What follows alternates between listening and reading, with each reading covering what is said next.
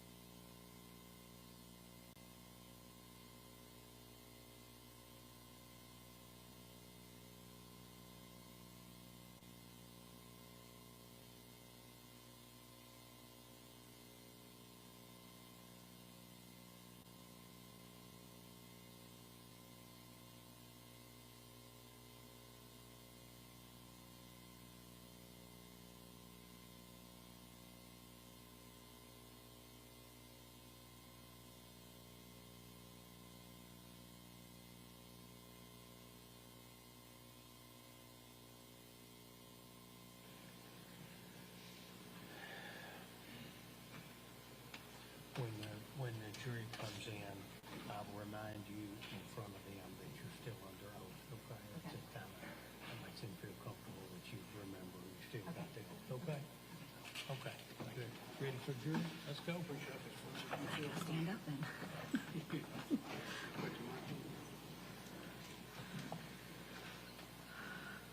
You good? Am I rushing you? No, I'm just getting the mic. All right. Okay.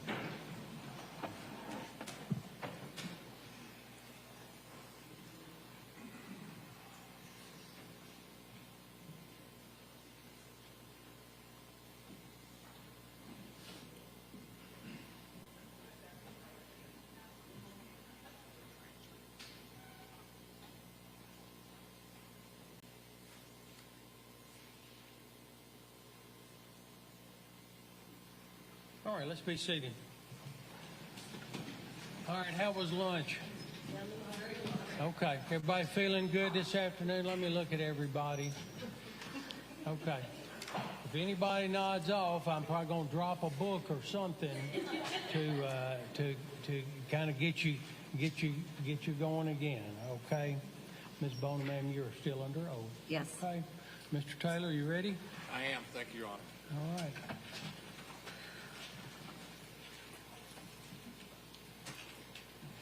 Ms. Bona, let me ask you a few questions. Okay. The police interviewed you shortly after Karen went missing. Yes. You were interviewed on November the 2nd of 2011. I'm not sure if that was the date. It seems like later than that, but Can I pass something to the witness? Ms. Bona, let me pass you that and ask you to look at it and just sort of, you don't have to read it all, Okay. but refresh your memory. okay. All right. Did the police, does that refresh your memory about the date? Yes, I know we came in there at one time shortly, and then came there after for more intensive interviews. But when you were interviewed on November the 2nd of 2011, the police started the interview by informing you of your Miranda rights, didn't they? Well, I don't remember being read or Miranda rights, and we weren't under arrest, so. Now, can I ask you to look at page 3 of the transcript to refresh your memory? Jurors, can you hear me? If not, let me know, please.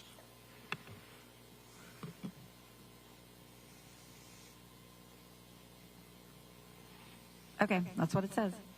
So were you refreshed? Were you read your Miranda rights and told about your right to have an attorney? Yes, it appears I was. And also that any statement you made could it possibly incriminate you? Yes. And you agreed to talk to them. Yes, we did. And they started the interview by asking you general questions about your relationship with Karen Swift. Yes.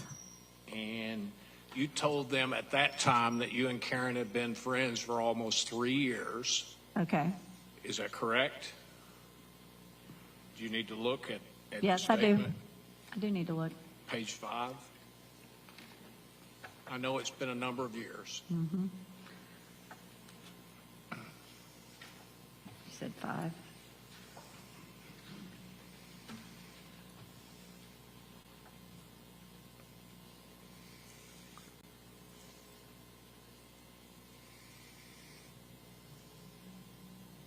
Okay. Is that correct, that you had been friends for almost 3 years at that time? According to what you told the police? According to what I told them, yes. Okay. Now, you met her because you met her at the YMCA, is that correct? I did. And were you employed by the YMCA? I was. How were you employed, Ms. Bona? I was a aerobics instructor. Was that a full-time job? Or? No. And you met Karen Swift because she was in one of your classes? Yes, yes. Okay. And Karen Swift became very active at the YMCA. Would that be an accurate statement? Yes. And it was important to her to work out and be physically fit? Yes. And she was a very strong and fit lady? Yes. And she worked out. Sometimes she would go early in the morning and work out at the gym? She was there when I was there, and I was there at 8. I didn't get there earlier than 8. And she would go several days a week? Yes. Probably about 4 or 5 days a week? I think so. And she lifted weights and worked out on machines? She took spin classes and took some of my classes.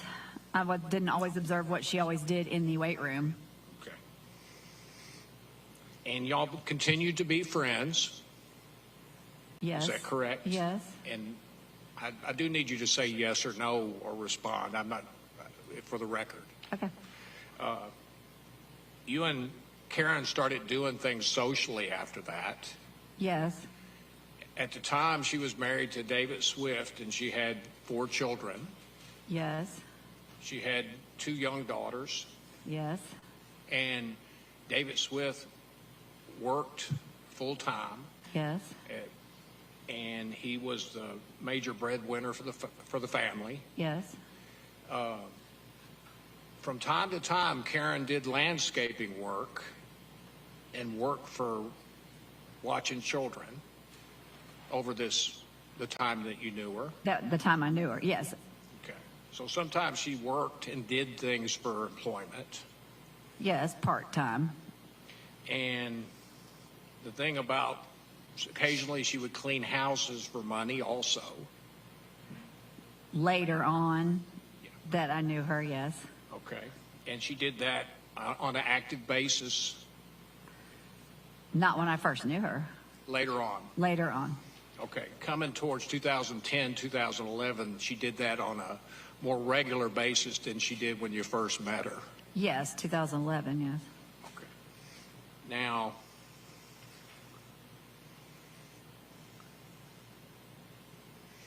you and Karen started coming over to your house socially.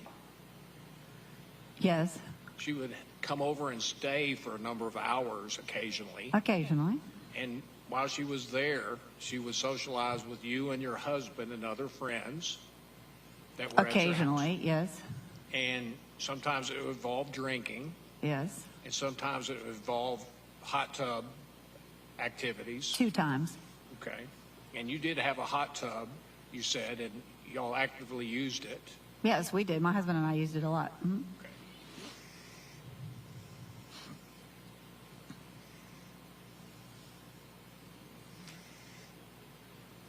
Karen, you said, would sometimes come over after she got her daughters to sleep. Like I said before, I wasn't always aware if she had put them to sleep or had left like at 8 or 7 and David had put them to sleep. But I just know she would come over and we would hang out and she would go back home. Right. So she would leave her daughters and David, or they would be asleep and she'd come over and socialize with you and your husband. Well, it was 9 or 10 o'clock at night, so yes. And she would stay for a few hours. Yes, a couple hours. Sometimes she would stay later. Not a lot. No.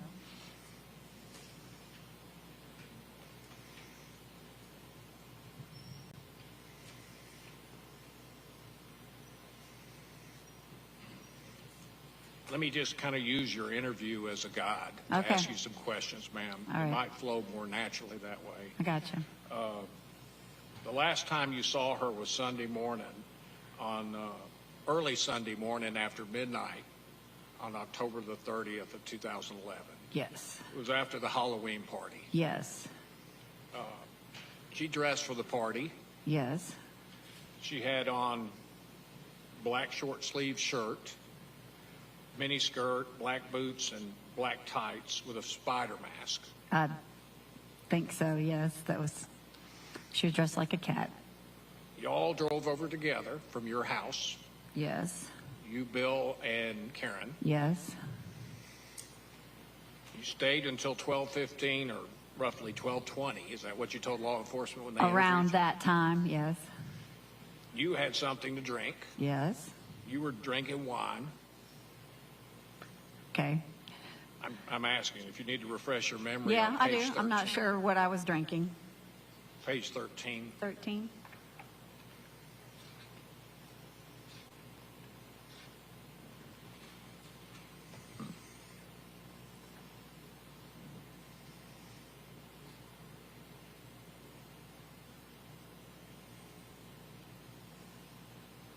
Okay, yeah. Is that correct? Yes. Is that what you told the That police? is what I told them, yes. Okay. And you said Karen was drinking margaritas, Okay. What page is that? page 14. Okay. Yes, I think she was drinking margaritas is what I said. Okay. And while you were there at the party for 4 to 4.5 hours, Yes, roughly, I believe. and you told the police ask you all these questions. They asked you a lot of questions, didn't they? They did. And you told them you had had approximately 3 glasses of wine. Is that correct? Yes. And you said that your husband was drinking Wild Turkey and Diet Coke. Yes. And you told them when they asked you that you and Karen were not together the whole time of the party. You didn't watch her every minute of the party. Correct. And you left the party and went to McDonald's and then went to your house. Okay, I'm sorry. You and your husband and Karen left the party. Yes. Went to McDonald's. Yes. And then went to your house. Yes. Where she planned on spending the night. Yes. You said that she planned on picking up her daughter in the morning. Yes. And you mentioned that she had work to do at the Habitat House in Trimble or wherever it is? Yes. Okay. She left when she got a phone call from her daughter, Ashley. Yes. Ashley wanted her to come. Yes. And you watched her walk out, and you and your husband asked her, in light of what she had to drink, if she was okay to drive. Yes. And you didn't talk to her or hear from her anymore that night. Correct. Yes. And then the next afternoon, you texted, didn't you tell the police that you texted her around 3:50?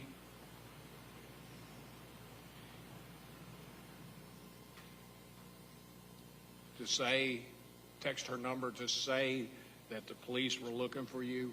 Well, what page would that be? Page 18. Well, you texted her before that, but you texted Yes, her texted later her on, before that. Yes. about 11:52. And then you texted her later on about the police looking for her. Is that correct? Yes. Karen had access to the number, the phone that you and your husband provided to her. Yes. You gave her that phone. You and your husband gave her that phone sometime months before, Yes. even though she had another phone. Yes.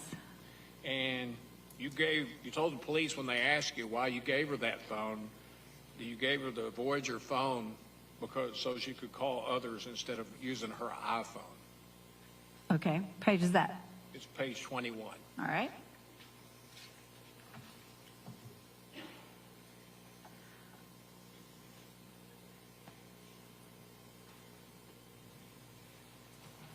Yes, so she could call Jason. But you said so she could call others instead of using her iPhone.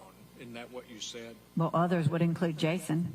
But you didn't limit it to just Jason in that response to the law enforcement, did you? Probably not, because she was calling landscape clients as well. I'm just asking about the words you used. You said others, didn't you?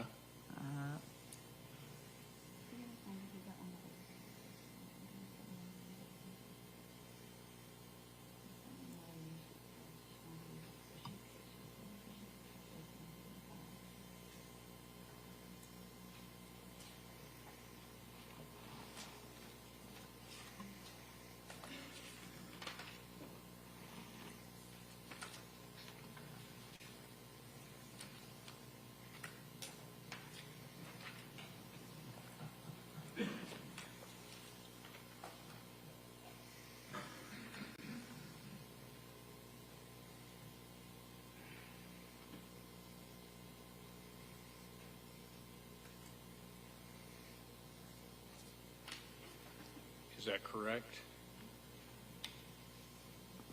What it says here is she wanted to use it so she said she could call Jason and he wouldn't find out about it. Jason Creasy. Okay. That's what I'm reading here. Did you ever say others? The only others I would have referred to is her landscaping clients. Okay.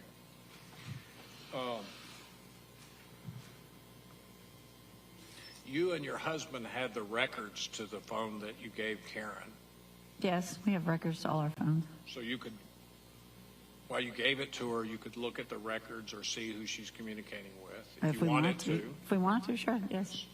And was there some point that y'all, before this, gave her the phone to use because her phone was cut off for non-payment or because it wasn't working?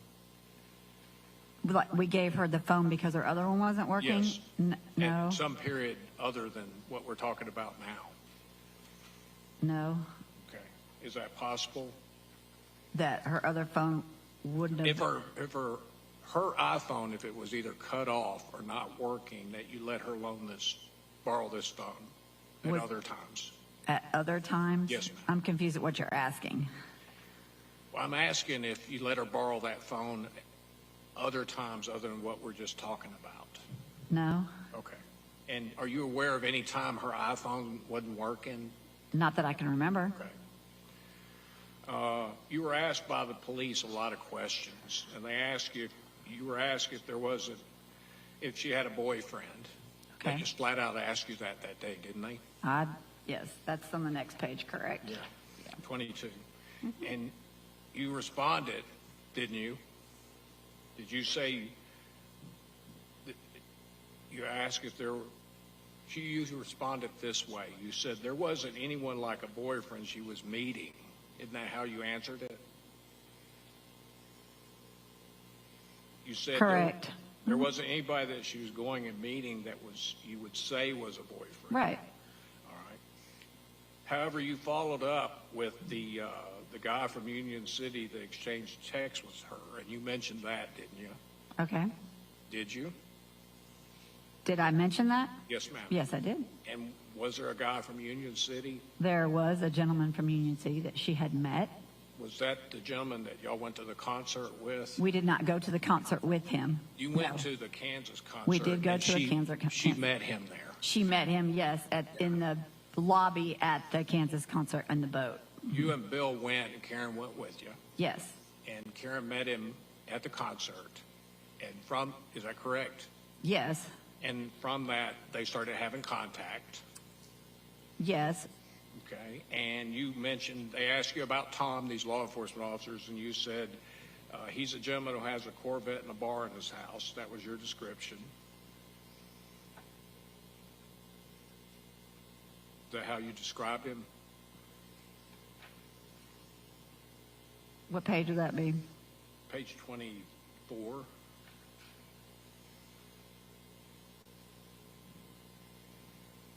Yep. Lives in Union City. Pretty much all I know is he has a Corvette and a bar in his house. Okay. They were just trying to ask you about information. Okay. And you answered them. Is that correct? Yes. All right. They turned and asked about the hot tub and 40th birthday party during this interview, didn't they? Yes. On page 28. 28.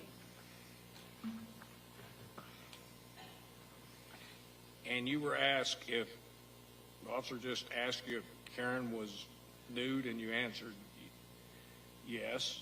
And they asked you if you were, and you said, me, I'm modest. Not everybody else was, though, on page 29.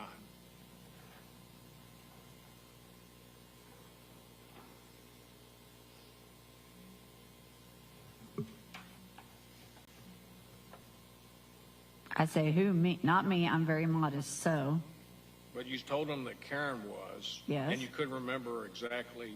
You said not everybody was. No, not everybody was. Okay.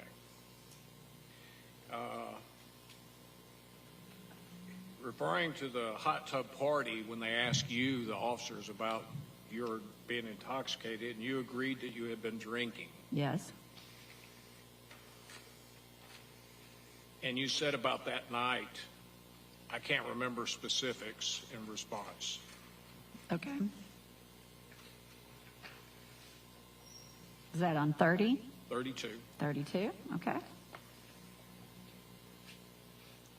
They asked you about what went on at the party, and you volunteered. I can't remember specifics. Isn't that correct? True. And you also responded, weren't any nuns and priests there. We were all having a good time. Like you said, we're all adults, on page 33.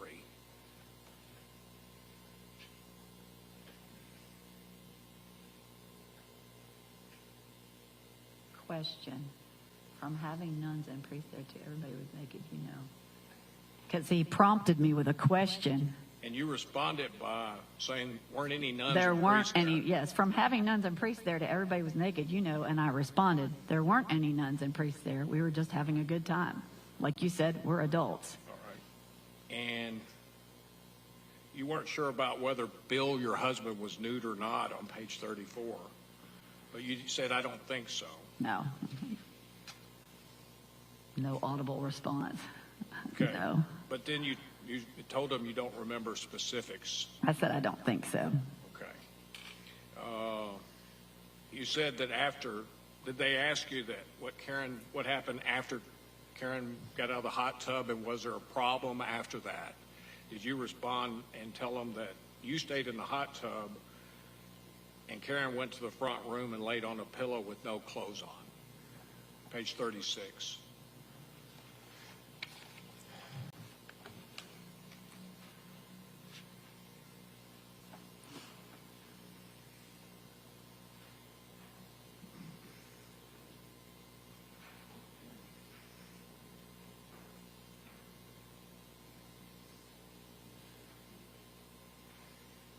Okay. Is that correct? That she went in the house? Yes. But that you stayed in the kitchen and that Karen went into the front room and laid on a pillow. Is that how you responded? That is how I responded, yes. All right. And that you saw your husband Bill go in there, Yes. but you didn't go in the room. I at did that not. I was time. in the kitchen, which was connected to that room. It was very open, so But you didn't go into the room where they were. no. You were all right. But I could see that room from where the kitchen was, which is one room over. But you agreed that you were in the kitchen. I think I was in the kitchen. All right. But like you said, I can't remember specifics. Is that correct? What you had told the officer? Yeah, the specifics is where I was standing in the kitchen and specifically where I was standing, yeah. About the details of the party. You'd previously told him you can't remember the specifics about the detail of the party. I think the specifics of who was standing where, yes, those kinds of things. And Robin Alford went into the room where they were. Yes. You weren't in the room at that time. I was not. No. And from this party, the officers asked you, and you said there was a falling out between you, Robin, and David. Is that the next page? Page 38. Okay.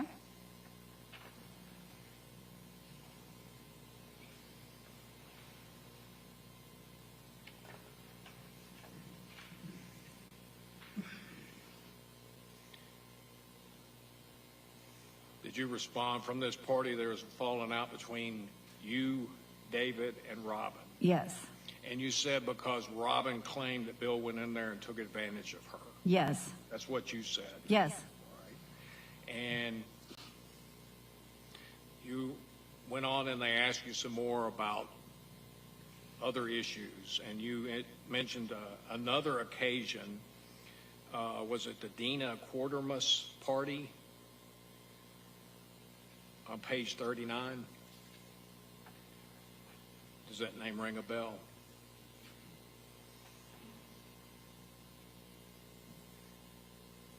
Oh yeah, I know Dina. That's probably the night that we had gone out and then come back. Right. And that y'all were drinking and you and Karen ended up in the bed upstairs together? I was in the bed asleep with my pajamas on, yes. And then she came up there after that. On page 39, though, when they asked you about that issue, you said that was the night after Dina Quartermas. So you and Karen went up, were drinking, and ended up in a bed upstairs together. Isn't that how you responded on page 39?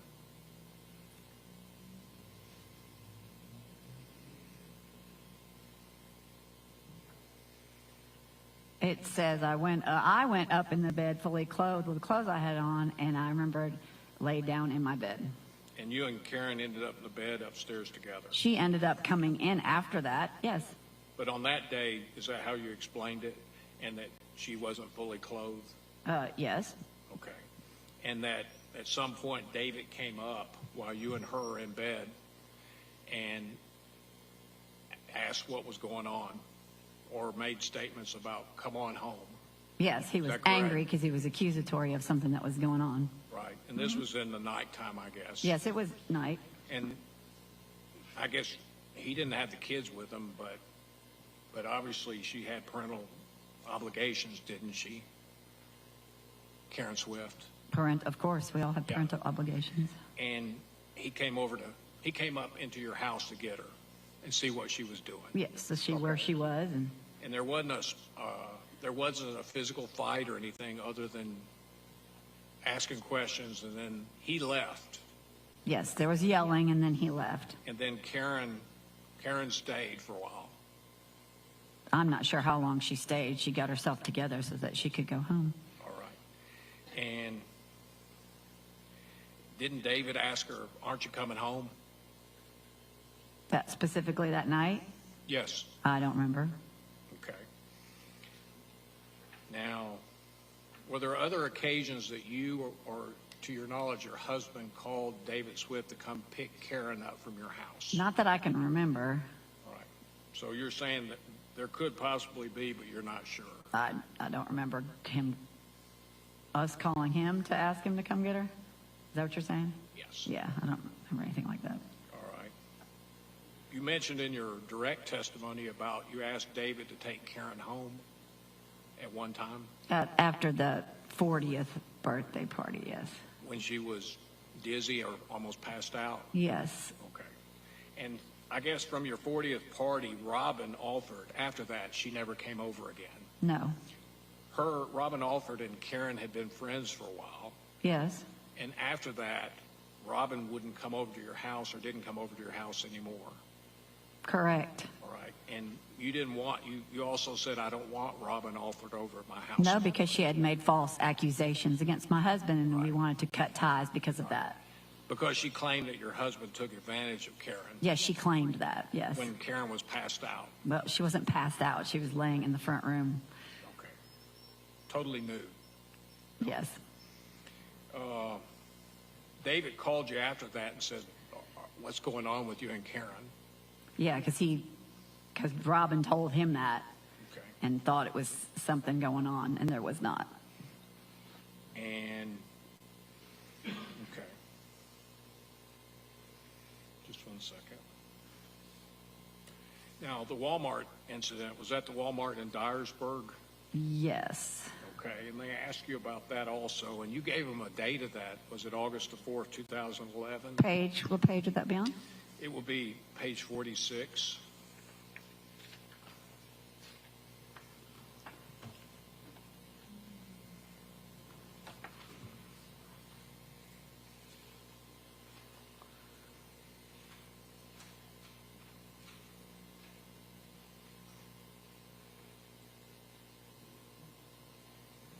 Is that the correct date that you gave them? Or is that the date that you gave the police?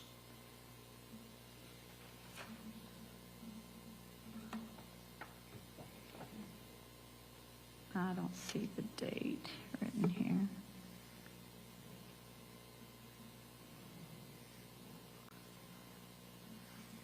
But you know what I'm talking about, the Walmart incident? Yes, I know what you're talking about. I don't see the date written here. Okay. And There it is. Okay. Yeah. do you see the date?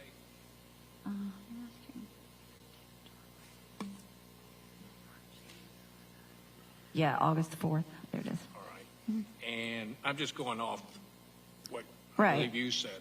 Right. And is that when Karen left home and to go to Walmart and left her car at the Walmart parking lot, Yes. and then you picked her up from her car, Yes. okay? I believe that's what happened. And then you and her went to karaoke. I don't remember what we did that night because we did a lot of fun stuff together. So Page 46. 46. 46, top of 46, 47. Let's see.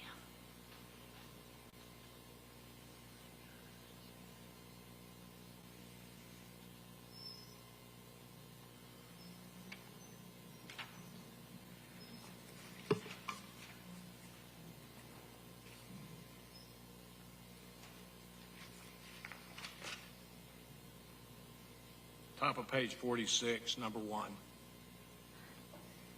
Went out that night. I think we went to karaoke. Yes, it was just Or- one. okay. I'm sorry. Yes. Those were your words, though. Yes. Okay. That's what I said. I think we went to karaoke. And that was nighttime. Yeah, I guess it would have been. Yeah. And were you aware that, so you and Karen left her car, so it, I guess could make it look like she was at Walmart. Yes, because we had asked her if she could park at our house, and she didn't want us to be uncomfortable and have David drive by Okay. and make us feel uncomfortable because he'd be And she stalking told him us there too. she told him she went to Walmart. I'm sorry? She told him she went to Walmart. She to told shop. David she went to Walmart? Yeah. Okay. Is that correct?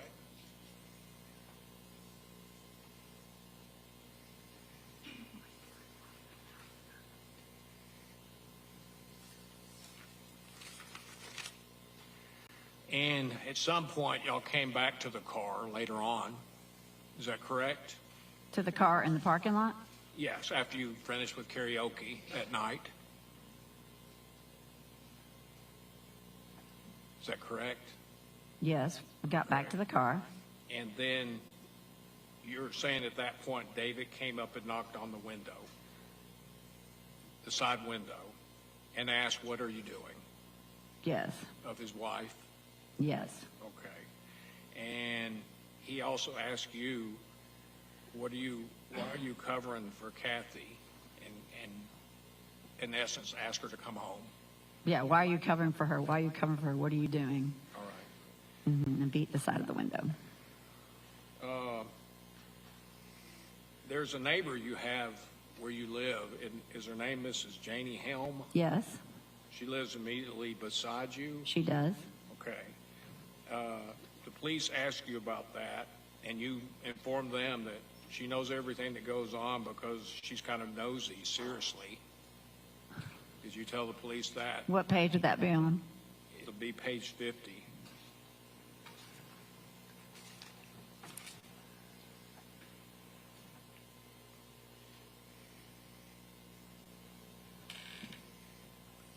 Did you tell the police that? You brought up Miss Helms' name. Miss whose name? Sorry, Miss Helm's name. Yes. Helms. You gave them the name, is that correct? If you're standing, she knew I was. That wasn't that. When you refresh your memory, let me ask you a couple questions. Did you tell the police that Miss Helm watched you from the kitchen and fence sometimes?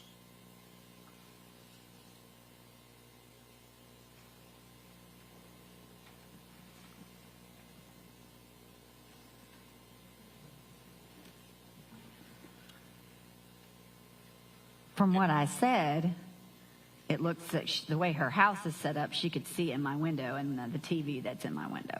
And did you just tell them that she peeks and listens to you on page 50? Those your words?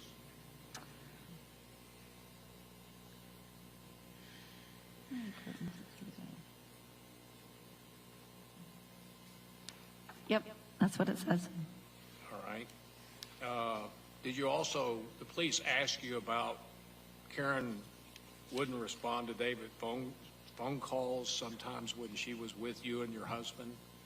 Yeah, And you told them that she wouldn't respond sometimes to his phone calls.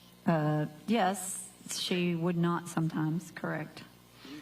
And on page 58, they asked you about that, and you stated Karen wasn't perfect, so she had to lie to him a bit in order to do anything.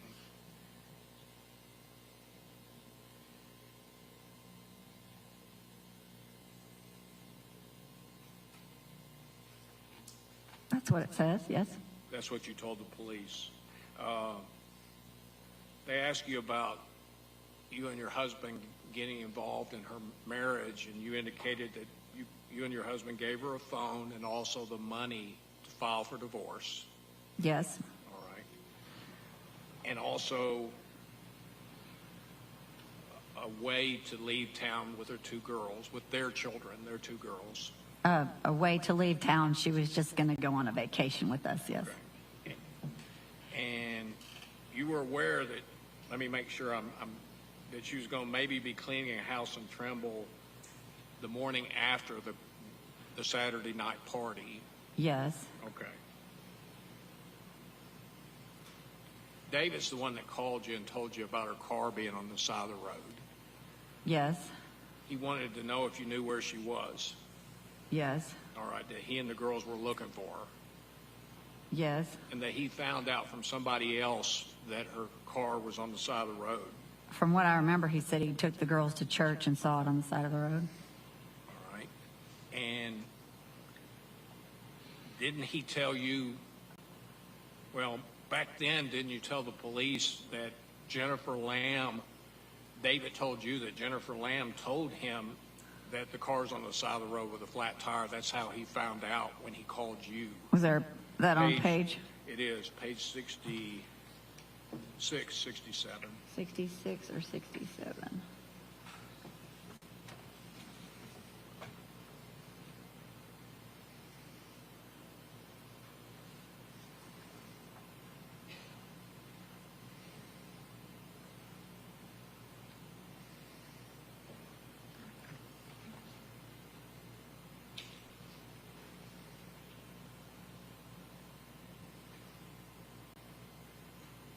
and you had a chance to refresh your memory. That's on the bottom of 67, it appears. When they asked you about how you found out that David Swift called you and Said told she sent her a text. yeah, that Jennifer is the name. You mentioned the name Jennifer Lambo, didn't you? Mm-hmm. She said she sent her a text.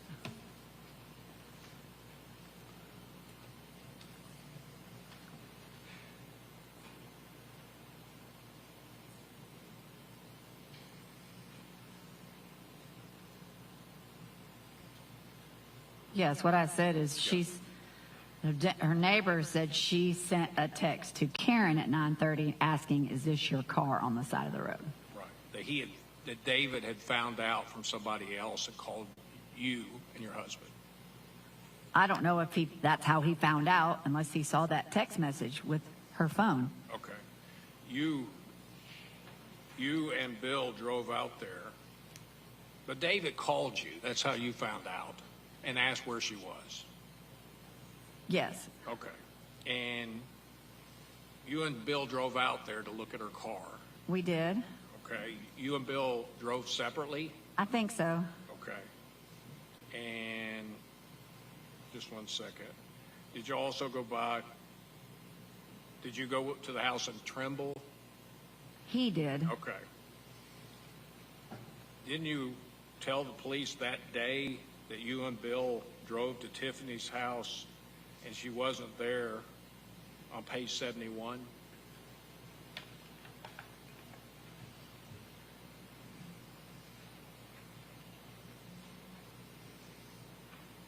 Yeah, that's what we were looking for.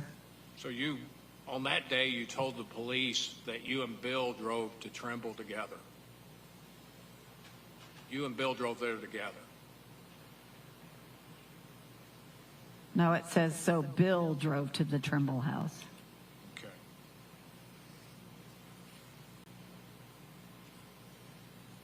Just trying to be accurate. Yes. 1 second.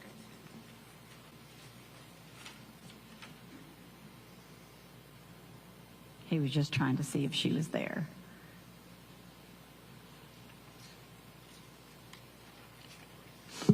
On the top of page 71, did you respond, "We drove to her house," speaking about Tiffany?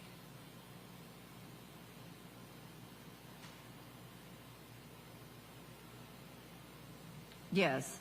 That's what you said then. Did you make contact? We drove to her house and she wasn't there. Okay.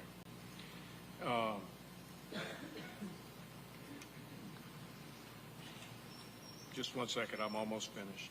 Okay.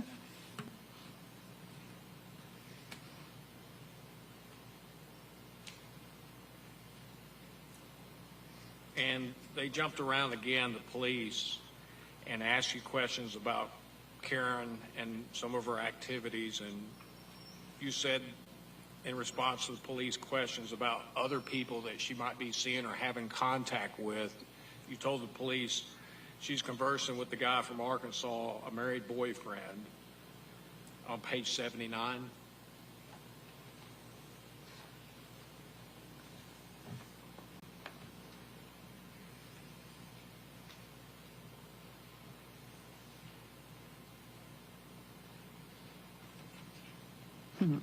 Is that correct? It says, I know there was a man in Little Rock that her and David were friends with back in Arkansas. She had been conversing with. I guess people were saying she had a married boyfriend. All right, but those were your words, weren't they? Yes, those were some of the accusations that were coming out. All right. And you responded, you had some knowledge about the guy from Arkansas. Yeah, I know she talked to him a couple times, but they were friends back in Arkansas. Okay. Didn't think anything about it. The police in that interview are asking you about Karen's passwords and changing things. And in response on page 83, did you inform the police in that interview that Karen was all the time changing her passwords and stuff on her phone? Page 83.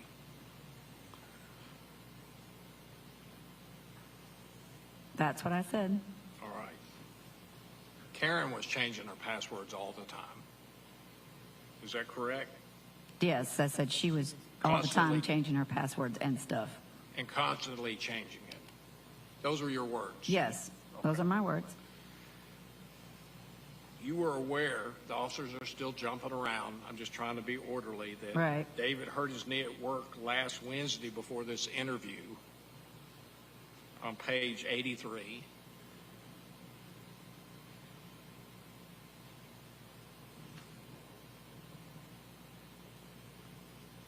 Let's see.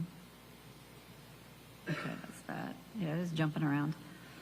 Did you say, page 83, your exact words, you knew that David hurt his knee at work last Wednesday before she went missing?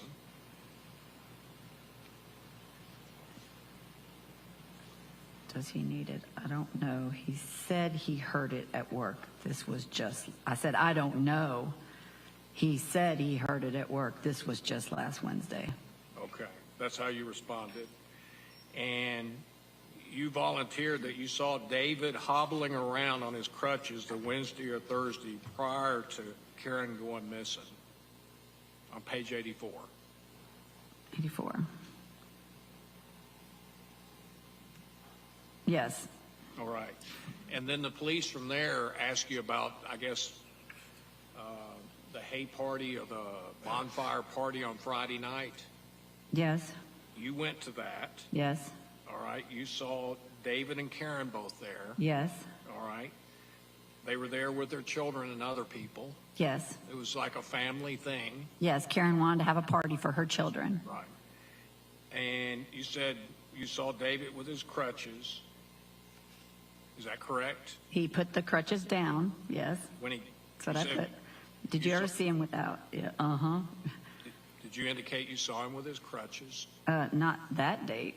Page 84. 84. He put the crutches down. Yes, he put them down. Did you say Swift had crutches and you saw him get on a four-wheeler? He put crutches down to get on the four-wheeler. Right. So he put them down when he sat on it. Yes. All right. That's what you said. All right. And then put all his weight and kick his leg off. And when he sat on the floor, like it didn't hurt at all. Like it didn't seem like it was limpy. Yes, that's what I said. But he's sitting on the four-wheeler when he puts his crutches down. Yes, and kicking his leg out Okay. and sitting right down. Yes. And you didn't give him specific information about which leg, did you? No, I did not. Okay. And the officers jumped around, so let me just follow in their order. Actually, I did. Exactly. And- Put all your weight on that one, and then he kicked. All right. Because I was right behind him. He kicked his butt, was to me. He kicked this leg up, and the weight was on his feet to kick up to get onto the four-wheeler is what I said. Just a second.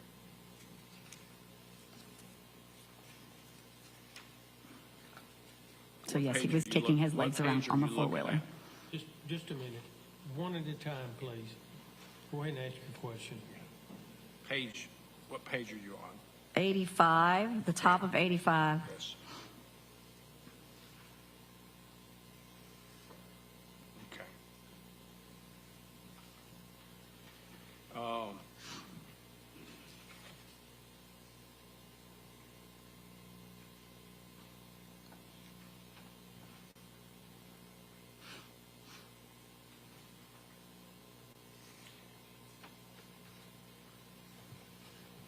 Just 1 second. Excuse me. When the officers asked you about going to Karen's car on that Sunday morning, you answered some questions about that. Okay. What So- page would that be? It would be page 93. 93.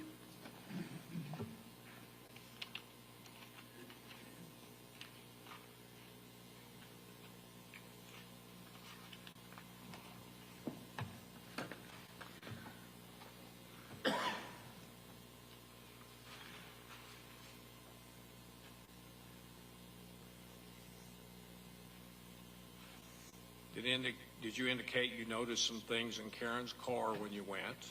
Yes.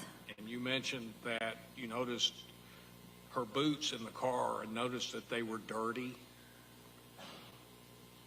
Yes. All right. And you told the officer, following on to page 94, about the boots. It looked like the dirt on the boots were from the sandy, dirty area around where the car was.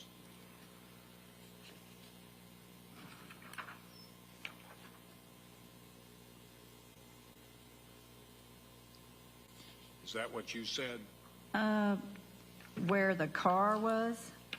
Sorry, I'm trying to be clear of what you're asking. Let me I noticed look. her boots were dirty. There was stuff on them. And they were dirty. Is that how you responded? Yes. And you stated yourself, it looked like the dirt on the boots were from the dirty, sandy, dirty area around where the car was. It looked like whatever the stuff was around the car right then. Okay. Now, did you know that Karen had more than 2 phones at that time? Did I know she Yes. had more than 2? Yes. No. All right. But when you looked in the car, did you notice a little purple phone? Page 94.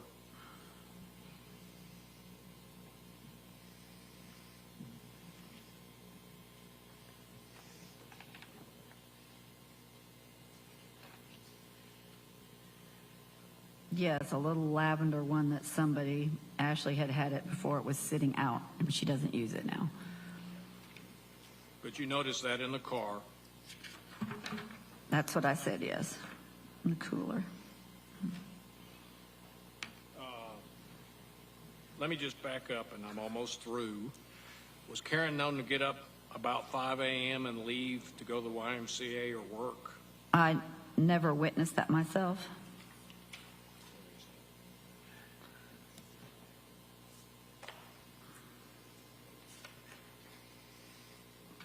Did she ever tell you that? That she got up early to Go go to work or go to the YMCA? Not that I can remember, but it wouldn't surprise me if she went to do landscaping work early Okay.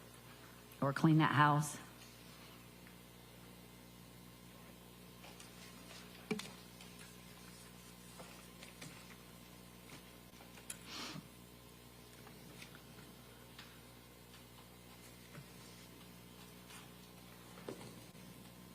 Thank you, ma'am.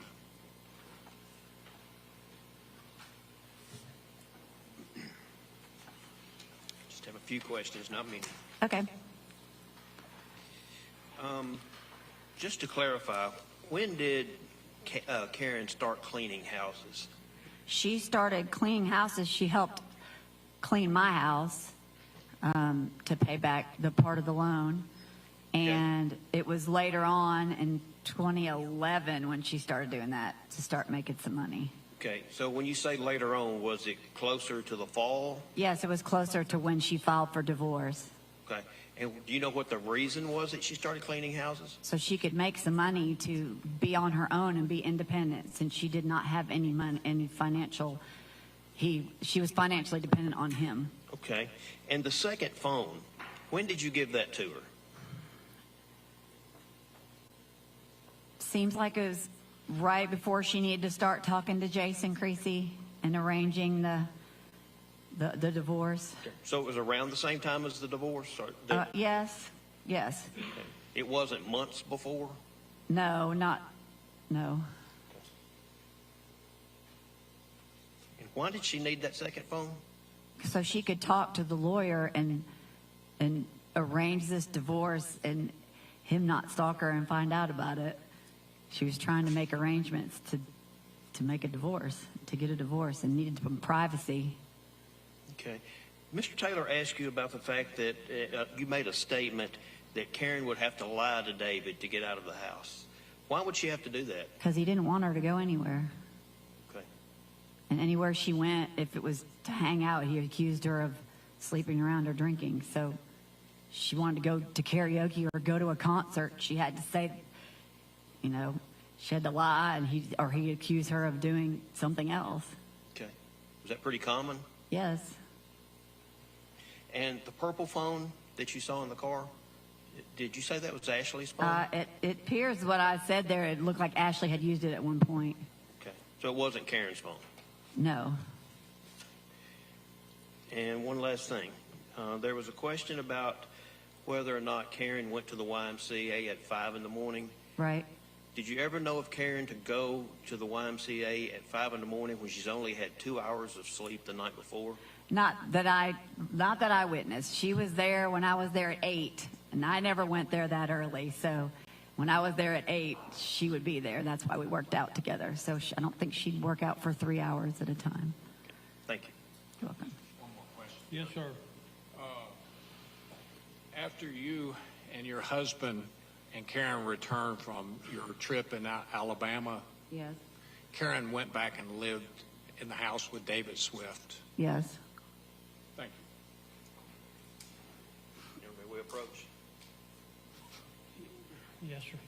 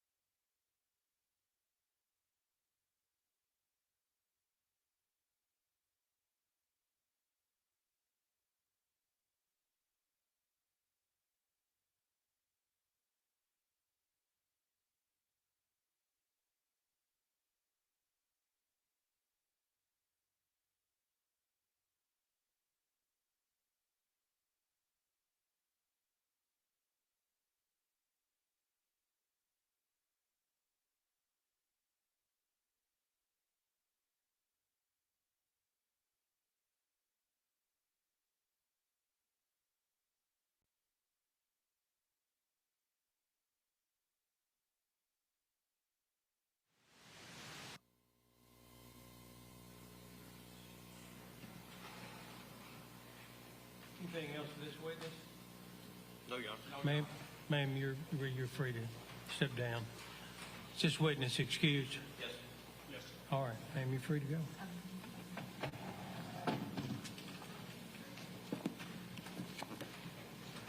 Go ahead, next witness. State calls Dr. Marco Ross.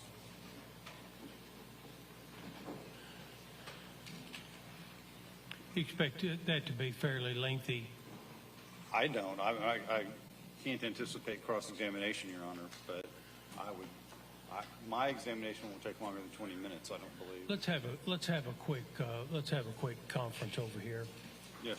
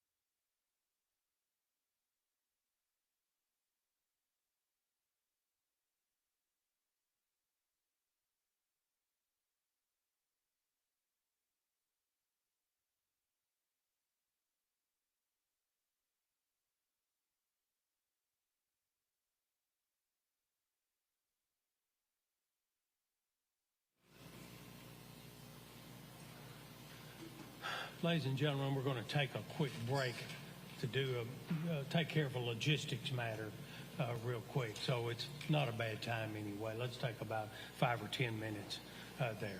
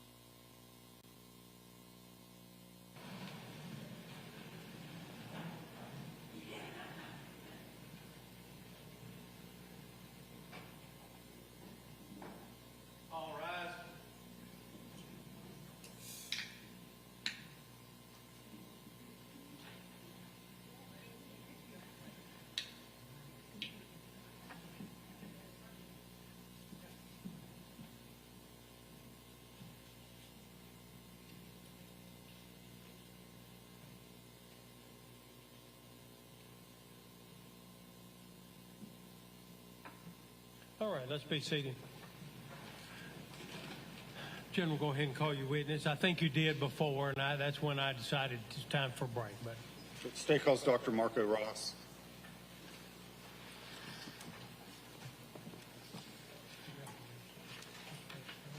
You raise your right hand. Do you solemnly swear the testimony you're about to give to be the truth, whole truth, and nothing but the truth, so help you God? I do. You may be seated.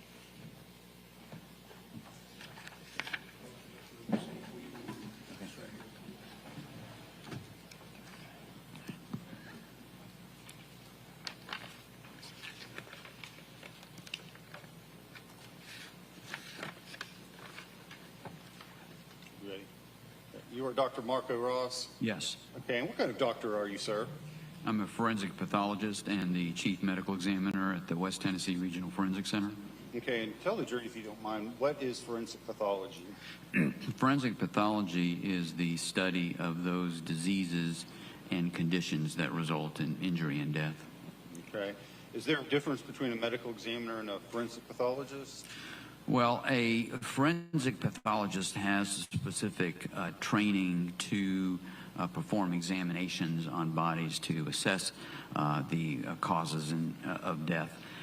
A medical examiner is often a forensic pathologist, but sometimes can also be another type of physician who acts more administratively in ascertaining and directing investigations into causes and manners of death.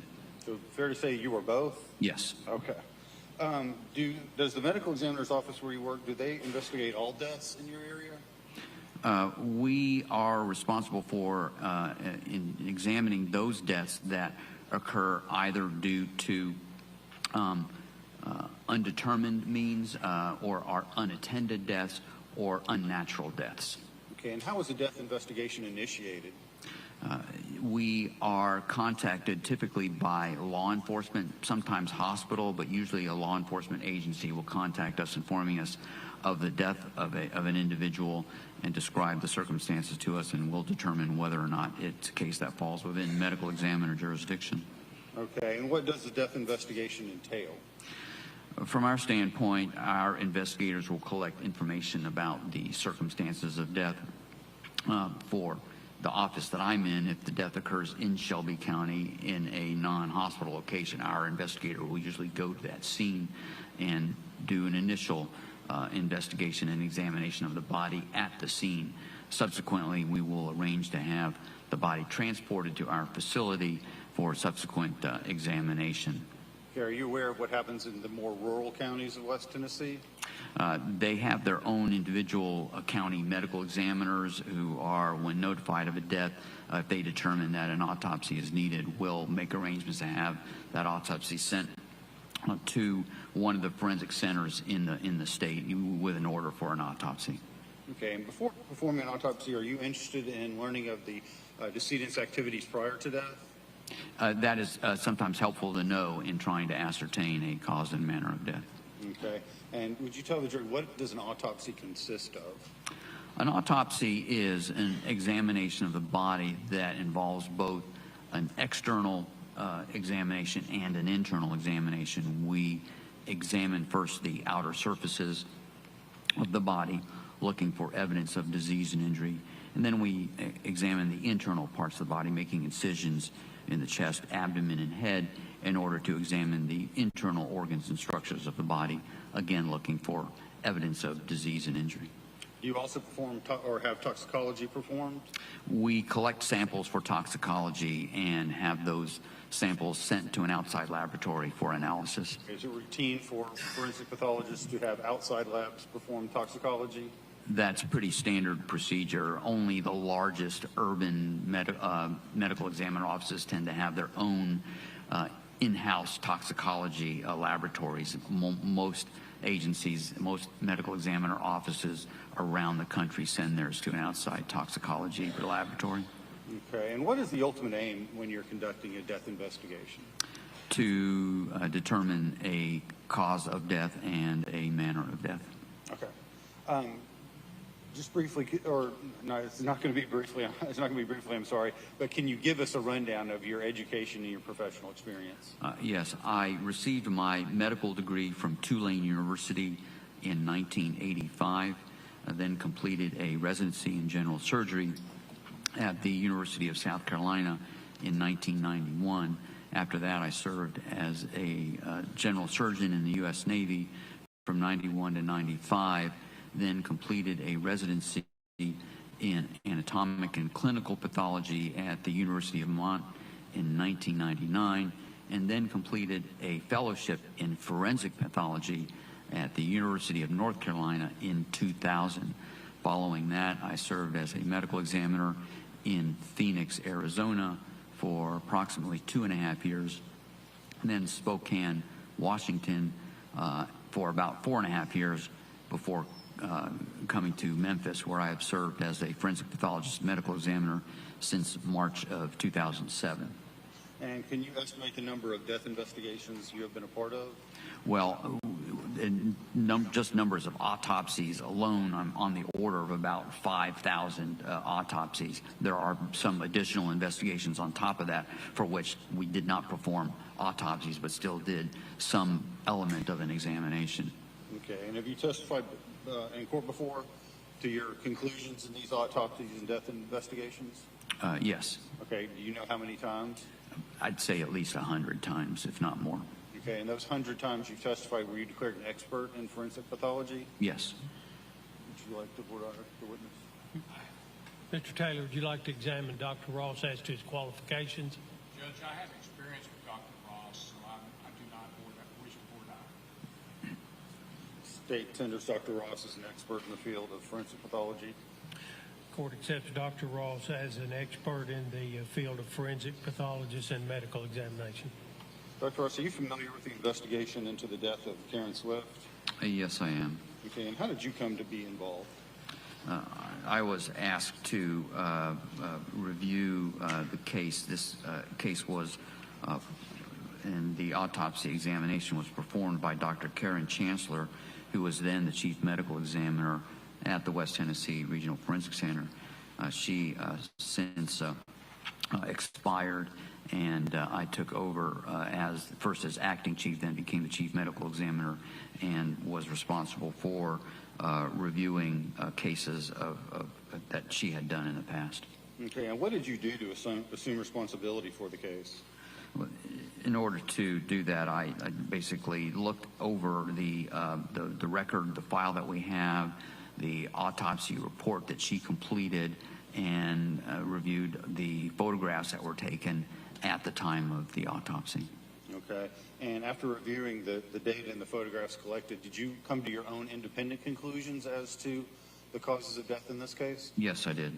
Okay, and can you summarize for the jury, let's start in with the autopsy, you summarize for the jury the external description of Karen Swift's body when it arrived at the medical examiner's office?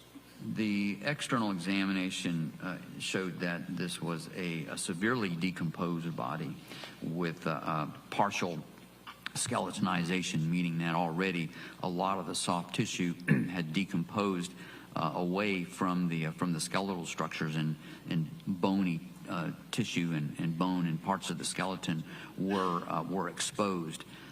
The areas of bony skeleton that were exposed included portions of the head and the face, the neck, the upper back, the pelvic area, and parts of some of the extremities, the arms and legs. Okay. What about the thyroid bone, the hyoid bone and the thyroid cartilage? Were they identified? No, they were not. Okay. And when you have a missing hyoid, I'm sorry, I'm having trouble pronouncing that, and thyroid cartilage missing, can strangulation be ruled out as a cause of death? No, it cannot be. Okay. Was there evidence of other evidence of injury to the body? Yes, there was. There was a very severe, complex skull fracture on the right side of the head. It was somewhat depressed and extended into most of the portions of the skull on the right side of the head. In addition, part of that fracture line extended across the top of the head over onto the left side of the head. I'm asking the bailiff to hand you some photographs.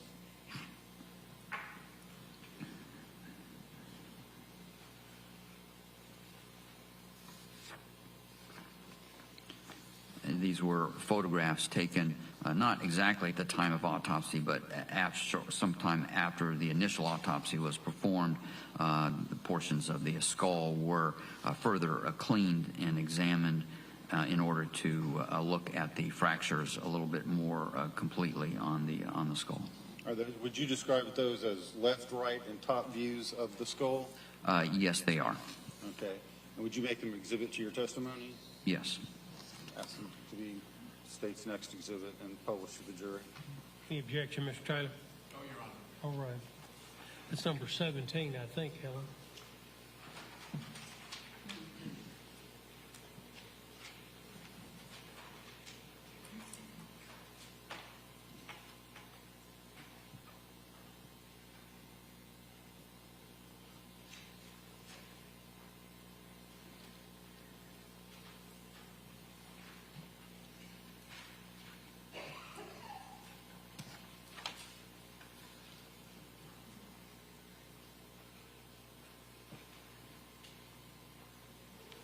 What's your plan at this time in terms of publishing to the Well, jury? I would like to post them to the jury so they can see them before the rest of the examination of Dr. Ross.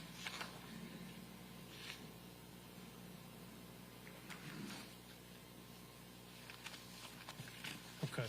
We'll pause and let them review them for a moment.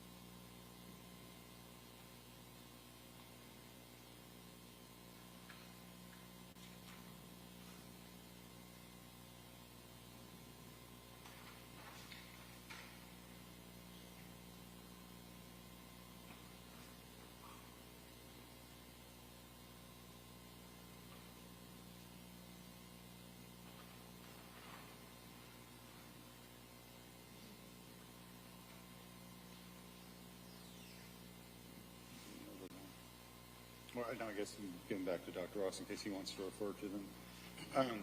Dr. Ross, in a case like this where the decomposition is so severe, how is the identity of the person being autopsied established? In this case, identification was established by odontologic examination of the teeth. and the dental restorations and using ante-mortem radiographs or dental imaging and dental records. Our odontologist, Dr. Turner, made that identification. And it was confirmed to be Karen Swift? Yes. Okay. Let's get back to the wound that the jury just saw the pictures of. Would this wound be fatal in your opinion? Yes, it would be. Okay. Would it render a person immediately unconscious? Yes, it would. Okay. How quickly would you expect this wound to cause death? Well, it could have occurred almost instantaneously if the impact was directed into areas of the brain that affected respiration and heart rate. The brain, of course, being a very complex structure with a lot of different nervous pathways, when you have an injury over this large an area, the forces that get directed into the brain from that injury can affect different areas of the brain. Depending on what areas of the brain it can affect, it will determine how quickly an individual would die. At the very least, again, if the significant forces were directed to very critical areas of the brain, death could have occurred almost instantaneously.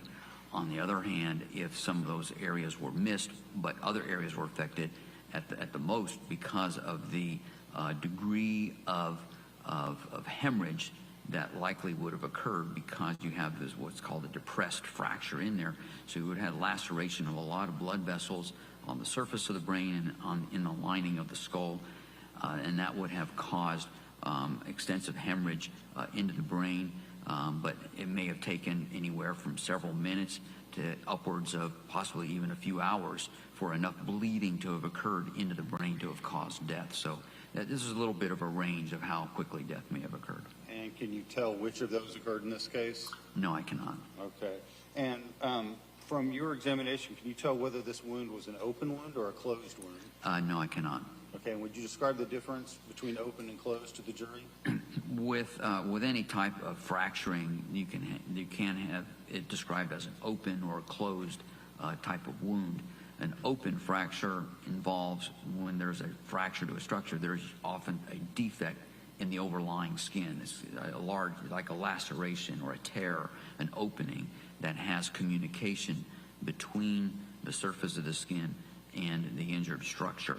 On the other possibility of those, it could have been closed. So it's sort of like, you break a bone in your arm, but you have no outer break in the skin. You just get like basically bruising, and that's considered a closed fracture. Well, a closed, fracture or head injury like that would be the same thing, where the scalp and the skin surface could still be intact, but you could still have that degree of injury to the skull.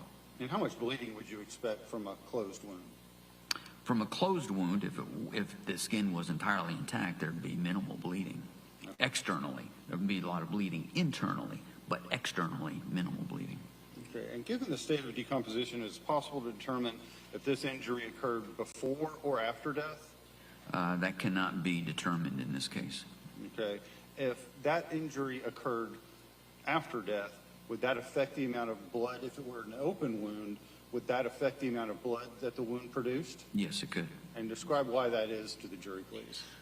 If this injury occurred, before, basically, essentially, at the time of death, and the heart is still beating, and it's an open wound, then you have still blood flow, and it's the act of blood flow into the head and through the open wound, which is why you may get more bleeding. Whereas if you're deceased when that happens, then there's no longer a blood flow occurring in the head because the heart has stopped beating.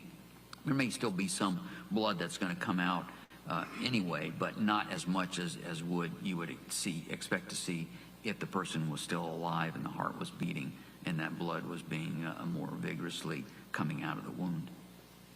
In the report, in the part of the report that talks about the X-rays, I see there is a note about an irregularity of the second right rib, and I think it describes it as a remote fracture. Can you explain what the term remote fracture means? That means remote in time. There was an irregularity on the rib surface, And to my eye, it possibly could have been an old fracture. It could be also due to some other type of lesion on the rib. If it was a fracture, it was a very well-healed one that would have occurred, months, if not years, prior to the time of death. Okay, so fair statement, that rib, whatever the irregularity was in the rib, wasn't involved in her death? Correct. Okay. Was toxicology performed in this case? Yes. Okay. Were there any substances of note found in Karen Swift's system? Toxicology analysis of the liver tissue revealed the presence of ethanol, alcohol, acetaminophen, also known as Tylenol, caffeine, and diphenhydramine, also known as Benadryl. Okay. And I see also in the lab report that it cautions patients taking diphenhydramine from operating heavy machinery. Do you know why that is? Because diphenhydramine has sedating side effects. As a matter of fact, it's frequently used as an over-the-counter sleep aid. Okay. And does taking diphenhydramine, does a person taking diphenhydramine who's already been consuming alcoholic beverages, does that present any additional issues for that person? Yes, there is a risk that you're combining the sedating effects of alcohol and diphenhydramine. Okay. Was there any evidence collected from the body for further analysis by outside individuals? The evidence collected included the clothing, which was just some underpants that were found, some hair from the scalp, some fibers that were found on the hands, and fingernail clippings from the right and left hands. Okay. Now, I'm pretty sure I understand why underpants and nail clippings were collected. Can you tell us why the scalp hair was collected? A lot of that is partly due to the pre-DNA era. Hair was frequently a type of evidentiary biologic material that could be used to connect an individual with a set of circumstances or another individual or a scene. And then because there are, although each person doesn't have their own unique hair, there are a lot of different hair types and hair colors, and when you even look at hair microscopically, it has different textures, so it varies a lot. And so there are many different hair types, and you can sort of use that sometimes to say that this hair is consistent. If you found the hair from a deceased individual in a certain location, you could say, well, it's consistent with that. And even now, they can actually use the DNA on the hair to do it. Of course, we usually almost always go just with DNA from another source, but the hair from DNA can be used. Okay. Was an internal examination performed? Yes. Okay. Did that internal examination yield any information for you? Only in that, again, it substantiated the degree of decomposition. For example, in the head, although there was that fracture that was present, there was like minimal brain tissue present. I think they described basically about 300 grams of semi-liquid tissue in the brain, considering that the brain normally weighs about anywhere from 1,100 to 1,400 grams. That's about a quarter of the amount of brain tissue that was left in the brain, and it had already degraded to a point that was really identifiable only as brain tissue, and nothing more could be said about it. Some of the other organs were a little bit more intact, although still decomposed. You could look at the heart was present and did not show any significant disease on the heart. The lungs were present, showed no obvious abnormalities in the lungs, no foreign materials. The liver was again decomposed, but no obvious defects or injuries on the liver. And the spleen was still intact, as were the pancreas and some of the intestines. However, some of the neck structures were missing, particularly the tracheal cartilage, or the laryngeal cartilage, part of the larynx, and the hyoid bone, which is a bone that is at the base of the tongue and sort of helps to connect the tongue to the larynx. That was missing. Also missing was a lot of the organs from the pelvis. Okay, and was that described in the report as internal genitalia not being identified? Correct. And were you able to determine why they were not identified? the findings are consistent with decomposition being the reason for those organs being missing, unless, of course, she had a previous hysterectomy. That may also account for it. Okay. Let's go back to the internal examination of the neck. You stated that Dr. Chancellor found in the internal examination that the cervical vertebral bodies demonstrate mild degenerative changes, but no evidence of injury. If someone had been strangled to death, would you expect to find injury to the neck? With strangulation, when you have injury to the neck, it's typically some hemorrhage in the tissues on the front of the neck, and quite frequently you can also cause injuries, either fractures or separations of the thyroid cartilage, which is part of the larynx, or the hyoid bone. Those couldn't be assessed. But you don't typically, for strangulations, don't typically expect to see the cervical vertebrae injured, because they're sort of there deep in the center of the neck. They're covered by a lot of bone and other structures, and usually it takes something significant, like you see motor vehicle accident or an individual who falls and breaks their neck. That might be a reason why a neck's broken, but you don't typically see that in a strangulation, and I wouldn't expect to in most strangulations unless it were extremely forceful.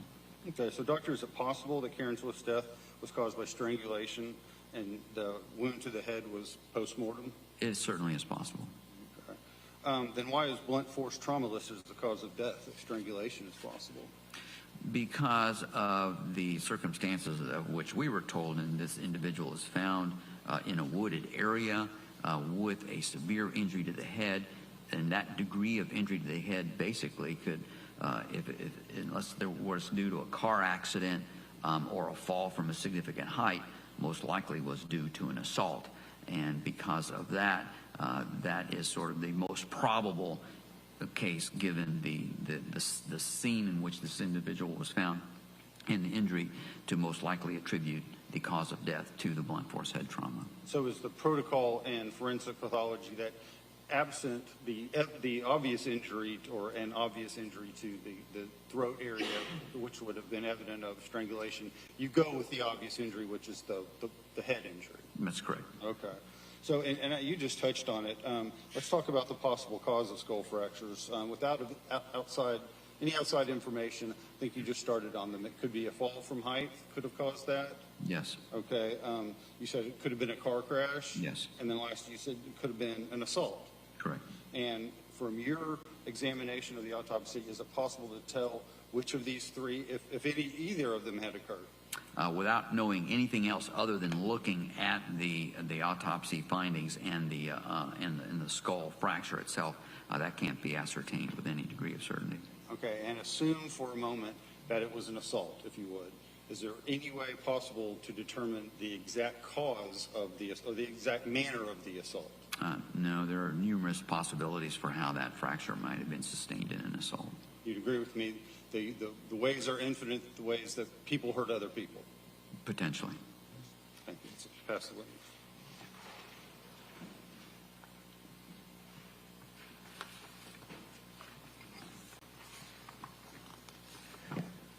Dr. Ross, just a few questions.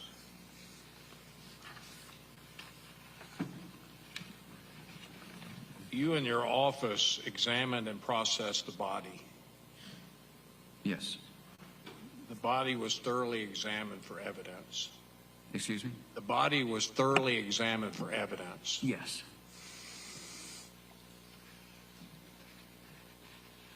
Things were taken from the body, such as the underpants, the scalp hair, the fiber from the hands, the nail clippings from underneath both hands, and nail clippings for DNA and forensic testing. Yes. The DNA and forensic testing from these items were given to another agency. You don't test those, do you? We don't perform that testing. We just give those materials to another agency. They go to the TBI crime lab. Well, we release it to the, in this case, it was released to the Dyer County Sheriff's Office. And subsequently, it's the law enforcement agency that then makes the decision to transfer to the materials to TBI for further testing. Okay, thank you, sir. In your report, let me just ask you a few things.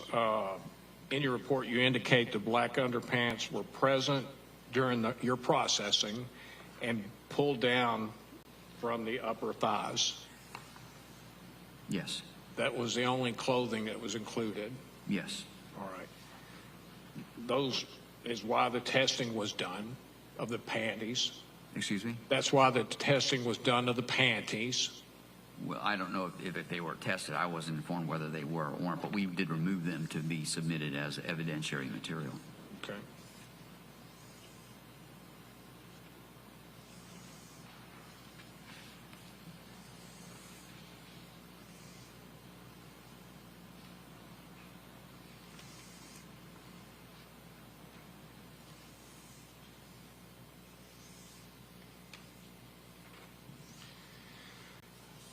In your report, there was a diagram prepared showing different things on the body. Yes. That was to show any wounds or marks.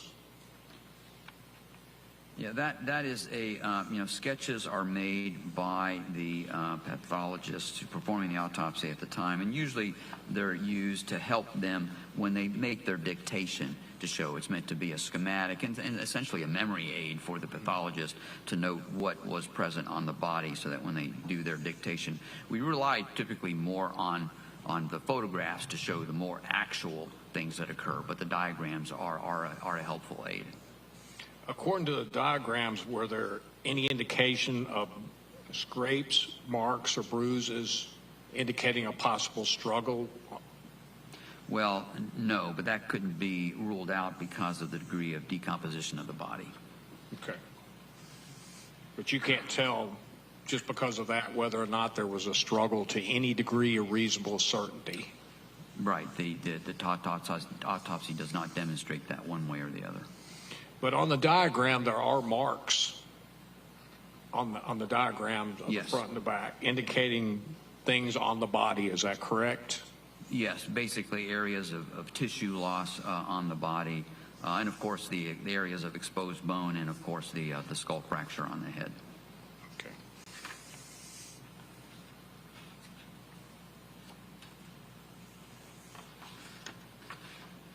The cause of death, you explained, was blunt force injury of the head. Correct. Okay.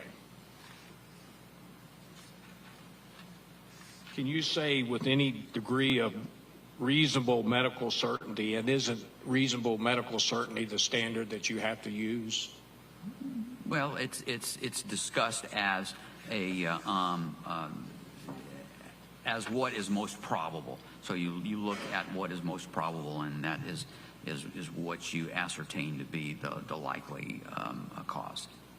Is that because you don't want to guess or speculate if you don't have enough evidence or information? Correct. Okay. And is that very important? Yes, we do want to avoid over-speculating. Okay.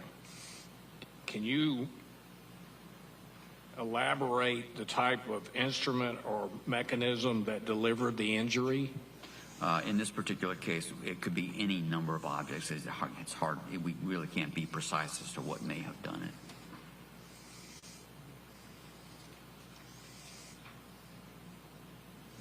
Could it be a hammer? Could have been. Could it be, would it be a hard object? It would be a hard object. So you could at least say it would be a hard object that delivered this mechanism of injury. Yes. All right.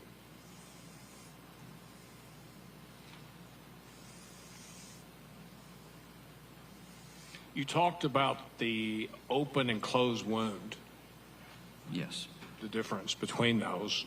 In this case, you cannot make a reasonable certainty as to which one it was. No, I cannot. You indicated with the open wound, it would more likely show evidence of discharge of fluids and blood. Yes.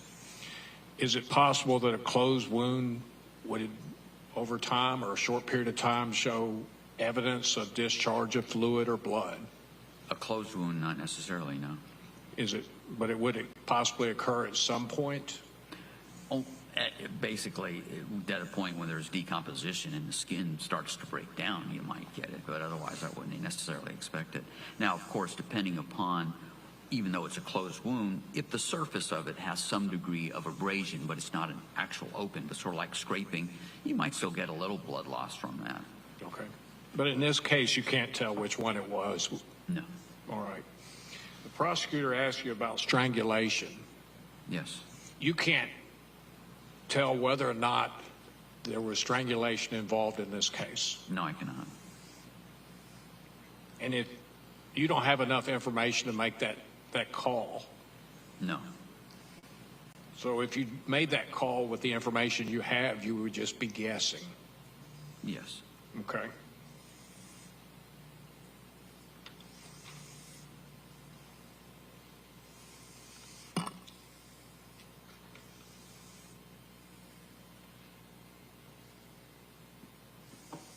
Just one moment.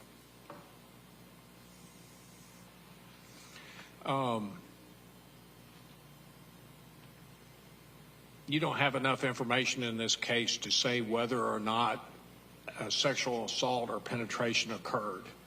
No, we can't determine that in this case. Okay.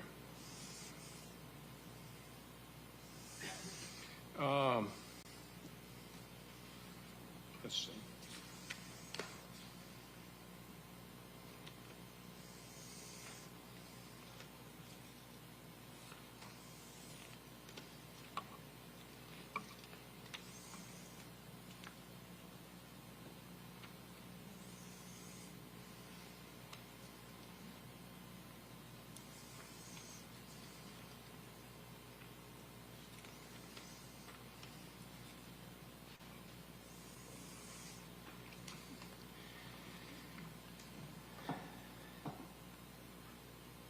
I guess the materials or the chemicals, the findings of whether alcohol, caffeine, and the other things that were found in the body was done through a toxicology report. Yes. That was something that was done outside of your agency. Yes. Okay. And let me just ask you this. Are you trained on the levels of, I guess, alcohol and these different substances as to their levels and what they mean?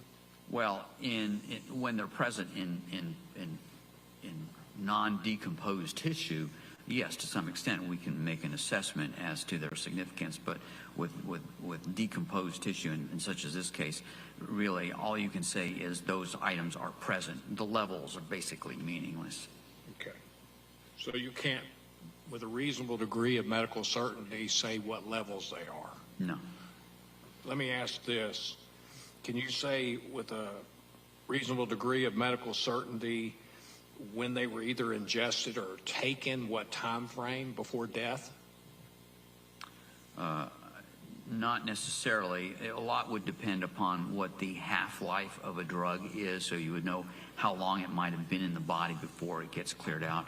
And I honestly don't know off the top of my head what that would be for diphenhydramine. It's probably on the order of several hours. So it could have been, any time ingested within a 24-hour period before death, but I probably can't say much more than that. So with that drug, it's possible it was ingested the day before death? Yes. All right. And the others, you can't say the time frame that they were ingested, whether it's hours before or the day before? Right.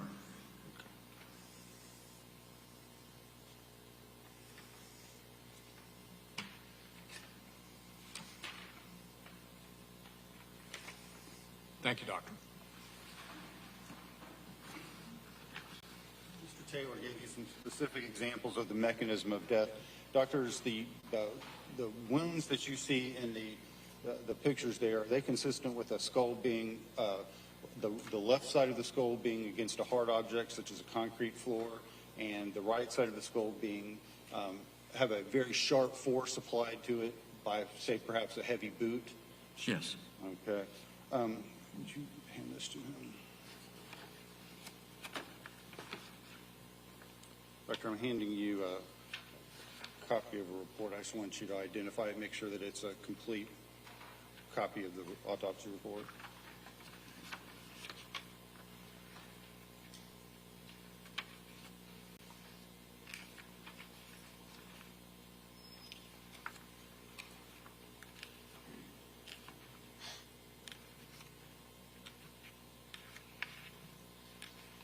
Yes, this is a copy of our report of investigation, the autopsy report, also the odontology report where identification was made, and the toxicology report. Would you make that an exhibit to your testimony, sir? No more questions. Just one more thing. Go ahead.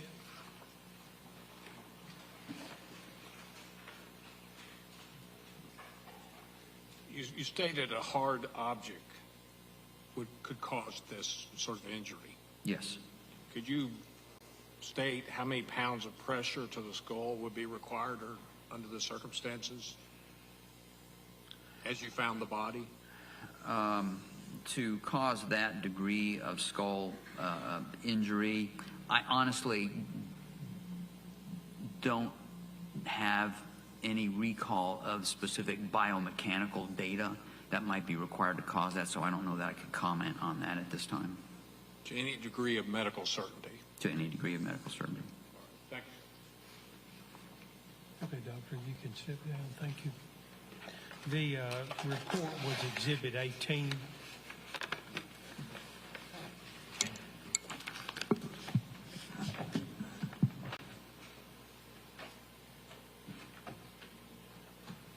Call your next witness. Jenny Garrett.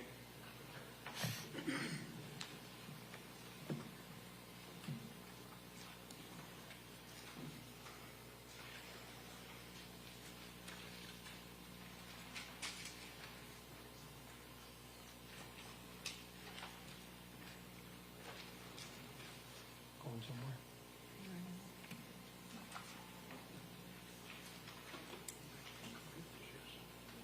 You raise your right hand.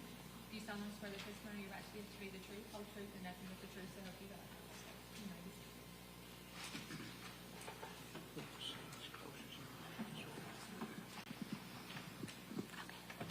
Good afternoon. Afternoon. Would you state your name, please? Jennifer Robertson. And were you formerly known by another name? Jennifer Guerin. Jenny. And would you state that, please? I'm sorry, would you spell that? Gurien. Okay. And how's the first name spelled? Jenny. Okay. And now it's Robertson? Now it's Robertson. Okay. All right. Ms. Robertson, I'm sorry. I had called you Garen. I'm sorry. It's okay. Ms. Robertson, do you know David Swift? Yes, sir. Did you know Karen Swift? Yes, sir. Tell me how you knew them. They lived across the street from me on Willie Johnson. Okay. And how long did you know them? Oh, about 2007, 2008 to when she went missing. Okay. Did you live there first, or did they live there? I lived there. Okay. So they moved in. You were already there when they moved in. Yes. Okay. How soon did you meet Miss Swift after they moved there? Probably a week, maybe 2 weeks, week or two. Okay. Did you become friends? Yes, fairly quick. Okay. Did you ever spend any time at Karen's house? I did. Okay. Did she spend time at your house? More time at my house than I did at her house. Okay. Yes. What was your relationship with Karen? She was my very close friend. We exercised together, ate together, silly together. She'd come over and help me with my daycare sometimes.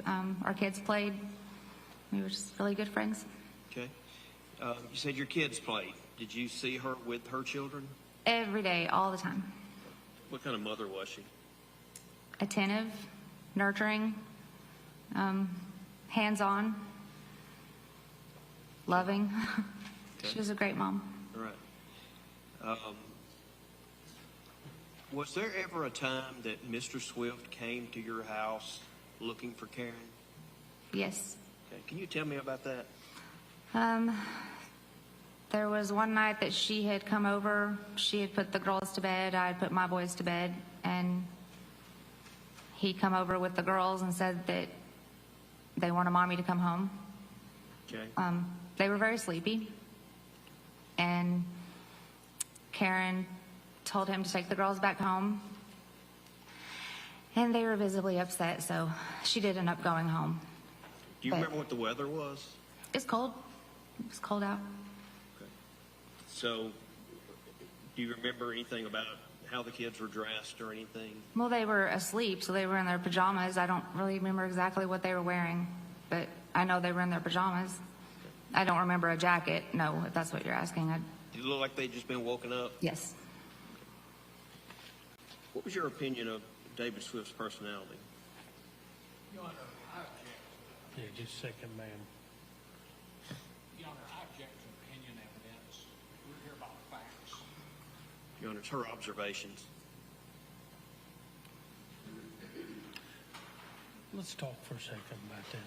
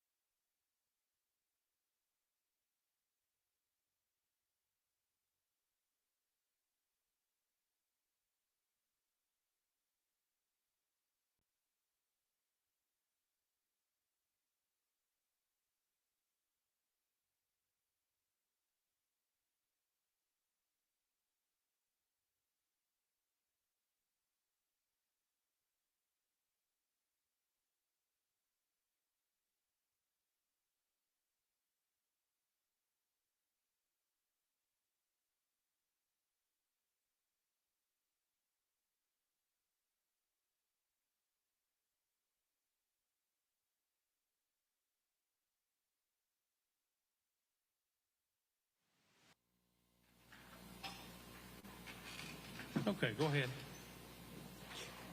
Ms. Robertson, did you ever see Mr. Swift and Mrs. Swift together? Yes. Okay. And did you ever observe any behavior between the two of them in the way they interacted with one another? Yes. Okay. Could you tell me how they interacted with one another?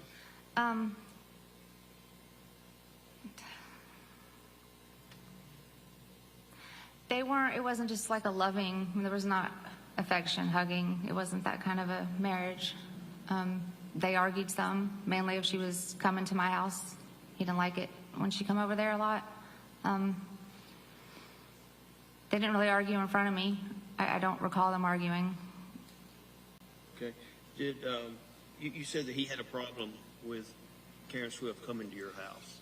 Yes, he didn't like her spending a lot of time over there. Do you know why? I don't know why. I know that I can tell you what she told me of why he didn't want her coming over there. he, Your Honor, unless there's a hearsay exception, I object. I mean, there's a hearsay exception, I object. I didn't Ask the intend, question again. I didn't intend to elicit that answer anyway, Your Honor. Okay, ladies and gentlemen, the last response by the witness, you should ignore, put it out of your mind, and you may not refer to it during your deliberations. Yes, sir. Ma'am, did you see instances or examples of Mr. Swift being controlling over Karen Swift? yes. Tell me about those. He told her she wasn't allowed to have a drink. And so probably the first month that we hung out, she would, if I had a glass of wine, she wouldn't touch it. She said he would get really angry. I object. She could say what she observed, but hearsay exception. Ma'am, just hang on a second, okay? If he's talking, it's time for you to just wait a minute, okay? Thank you. Can I respond, Judge? Unless there's a hearsay exception, she could say what she observed, if she did observe something. What do you say to that? No argument. Okay. All right, then the objection will be sustained. Okay. Tell me about other examples you saw of his controlling behavior. He came over to the house and told her to come home. How often did that happen? Almost every time she came over to the house. If it was after dark. Okay. And did she do that? No. One time. Okay. One time she did because I observed him, he yelled at her. And I believe his words were, I hate you. And he got really angry.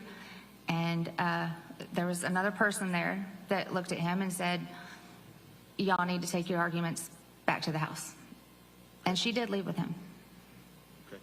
So, And that happened more than once, that he would come to the house and tell her to come home? yes. Was there a time that you and Karen were out eating and Mr. Swift just showed up? Yes. Tell me about we were eating at Applebee's. It was probably around 6, 7 o'clock. And it was me, her, and a couple other friends. And I looked up and I seen him walk in the back door of Applebee's. And he looked at me. I know he knows I seen him. And then he looked at her and then he turned around and walked out. And I nudged her and I said, Karen, David's here. And she said, are you kidding? I said, no, I'm not. I said, I literally just watched him walk in and walk out. Okay. We continued to eat, and that's... How did you feel about that? I thought it was, well, typical. I thought it was typical. Did you go to Karen's house very often? In the beginning, I did a lot. Towards the end? Towards the end, she was at my house a lot. And then, of course, I had moved to Lexington. So then when I would see her, she would drive to Lexington to see me. Or if I went to my father-in-law's house, she would drive there to see me. Okay. And who is your father-in-law? Jamie Guerin. Okay. And did you know that Karen had filed for a divorce? Yes. Did you know anything about Karen Swift going to a Halloween party on October 29th of 2011? Yes. Did she tell you, or no, strike that. Did you hear from her that night? I did. She called me, I think it was around 9 o'clock. Okay. Was she doing okay? She seemed to be doing okay. She was bored, and she said she felt like the third wheel. She didn't really want to be there. I told her to go sit at the bar and have a drink and try to find somebody that she knew to mingle with.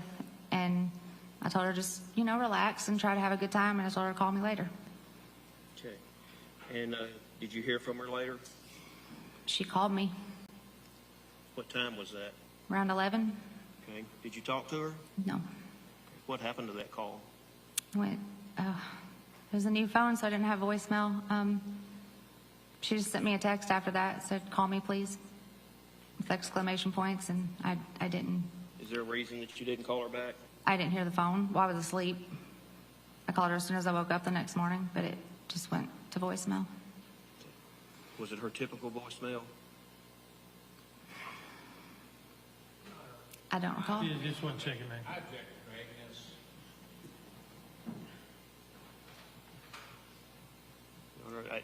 She either knows what her voicemail always was or she doesn't. I'm not sure I understand the question. The question is vague.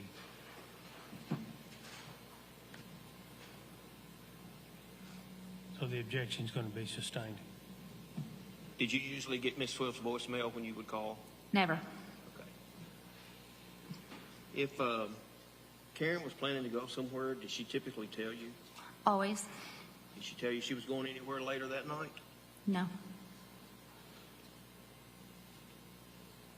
Did you ever know of Karen to get up in the middle of the night and leave her girls? No. Is anything that you think would be typical of her behavior? No.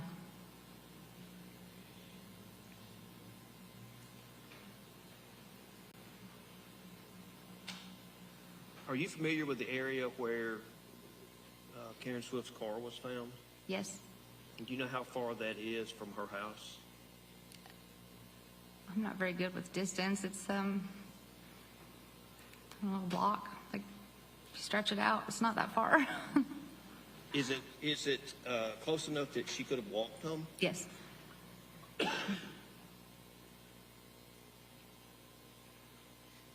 Did Karen Swift have the type personality that she would just go along willingly with an abductor?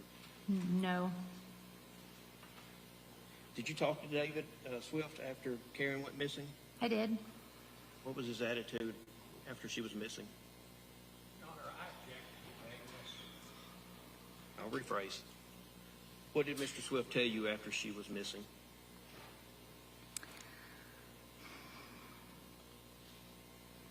He mentioned that he just said she was with Kathy and Bill at the Halloween party, and he was worried about her. He said he was worried sick, didn't know where she was. And he brought up a few things like, you know, she's been kind of doing this and that, mentioning things that she had been involved in. He was worried about it, and, you know, her drinking and her clothes and whatnot. So he was worried that something happened to her.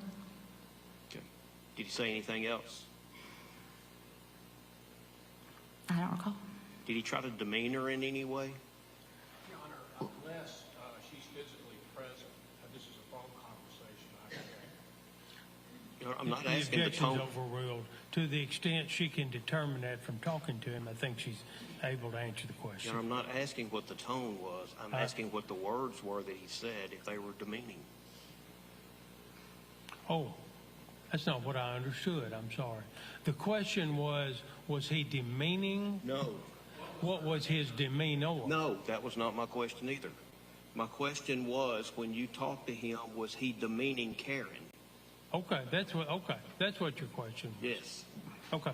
All right, the objection's overruled. Go ahead. Yes, he demeaned Karen. What type things did he say? She drinks a lot. She parties a lot.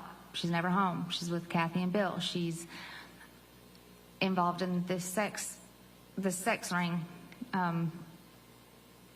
She wanted to see other men.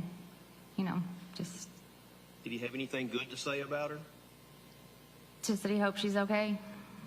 I mean, Is that it? that's it. Your Honor, I'll pass it with.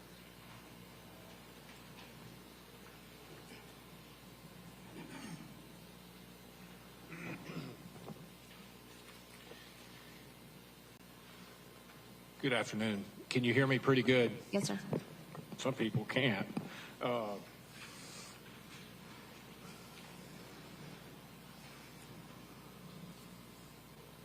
You were interviewed pretty quickly after Karen went missing, weren't you? Yes, sir. You were interviewed by law enforcement. Yes, sir. You met with them and voluntarily answered questions. Yes, sir. Did they read you your rights and told you you had the right to have a lawyer? I don't remember. Okay.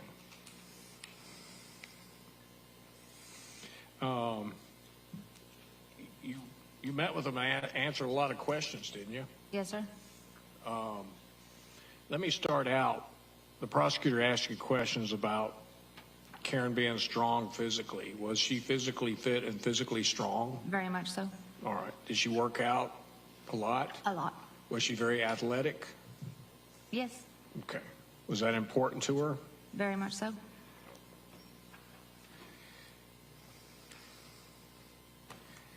Now, you met her when they moved in across the street from where you lived. Yes. You and Karen got along, and she became your best friend. Yes. But at some point, you stopped having as much contact with Karen, didn't you? Yes. And was this right before she moved, before you moved? Pretty close. Okay. Was this about the same time she started hanging out with the Bonas? No. Okay. Was it several months before she went missing? Yes. Okay. And the officers at the interview asked you about this, didn't they? They did. And you responded? You answered their questions? Yes, I answered their questions. Okay. And did you tell the officers that she just kept calling me a lot, and sometimes you got to where you just weren't answering her? Yes. Okay. And they asked you, was there a falling out between you two? They did. And you responded that there was, didn't you? I don't know, did I? Do you want to refresh your memory? I do. Okay. If I could pass this to, well.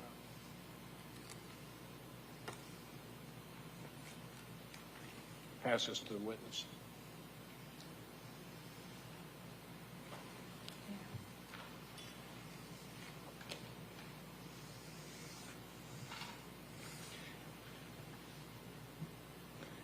They talked to you. Let me start out, ma'am. Can I ask you, can I say something and then ask you some questions, if that's okay? Yes, sir. The interview that they did with you was back in 2011. Is that correct? Yes, sir. Okay. And would you mind, it's important that we all have a yes or no response where everybody can hear you. The transcript that I'm passing you, would you look at it and see if that refreshes your memory about when you were interviewed on the front cover? Yes. And does that refresh your memory? Yes. And was that back in December the 3rd of 2011? Yes.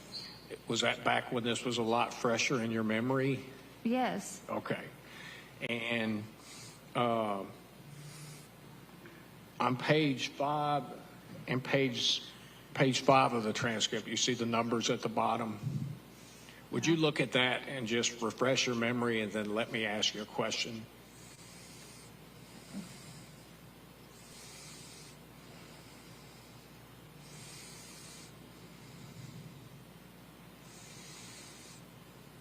When you're through, just look up and then I'll ask a question if that's okay.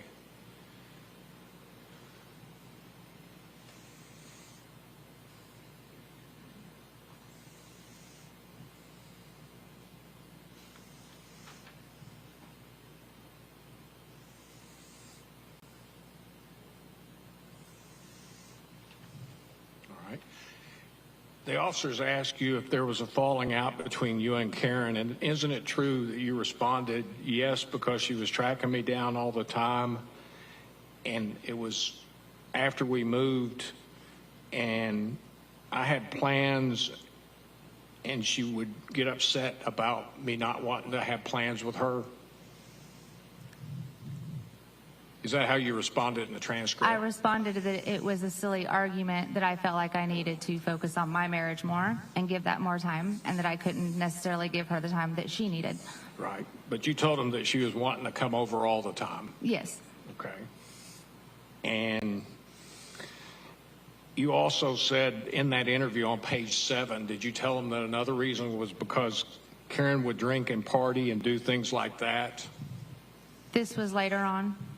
But on the transcript, when the officers asked you the question, did you respond saying it was, some of it was because later on, as we're approaching? After I moved. Yes. That it was because she wanted to drink and party and do things like that, and you have family responsibilities. It was because I didn't want to hang out with the crowd she was hanging out with. All right. And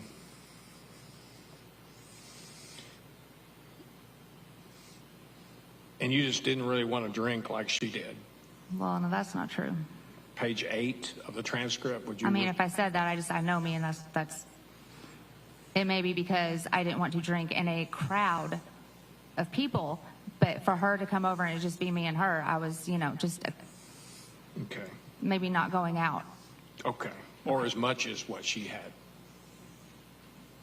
Is Not that as much as what she had, just if she did, I just didn't prefer the crowd. All right. You said that when she lived across the street from you that David Swift came over and asked her to come home. It was at nighttime? Yes, sir. And you indicated that he would, if he contacted her or wanted her to come home, it was in the nighttime. Yes, it was at All night. right. They had 2 small girls. Yes. Okay. He worked. He had a full-time job, David Swift, to your knowledge. Yes. Okay.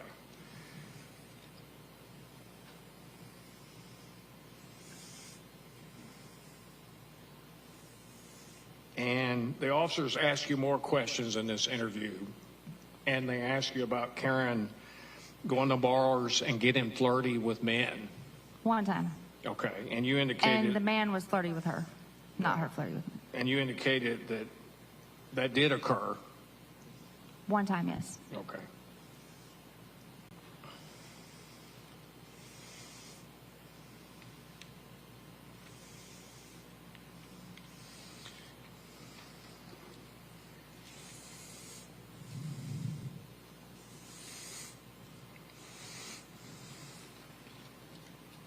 The officers continue to ask you more questions about some of the things that made you uncomfortable, and you indicated that she would call to come over to your place and you would tell her no at some point.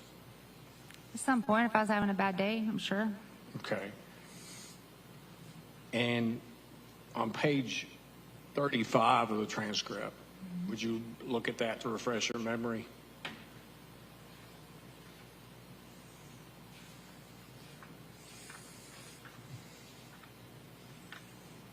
And when you are through with that, would you let me ask you a question?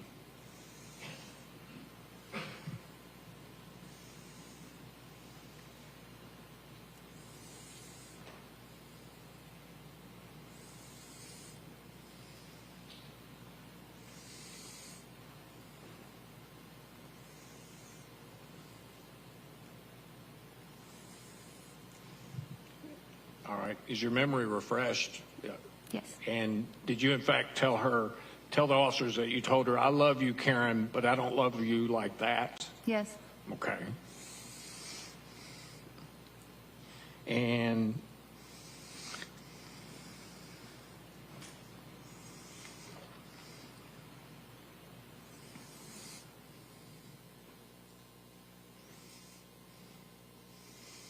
do you know who Mr. Hogshooter was? No.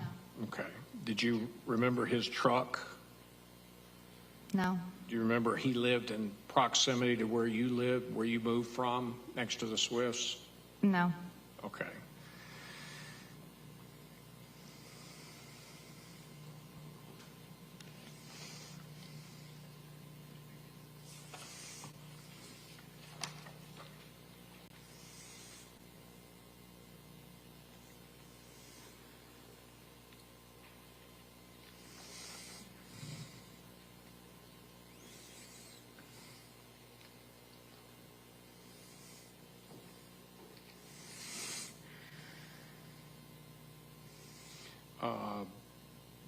Did you hang out with the Bonas? No. Okay. Did Karen talk to you about Bill Bona? Yes. Okay.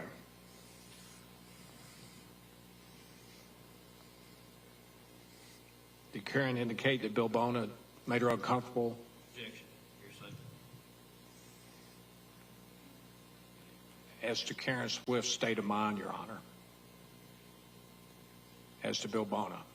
You're going to have context and time. Yes. Okay. Before I'm going to permit the witness to answer the question. That's fair. Okay.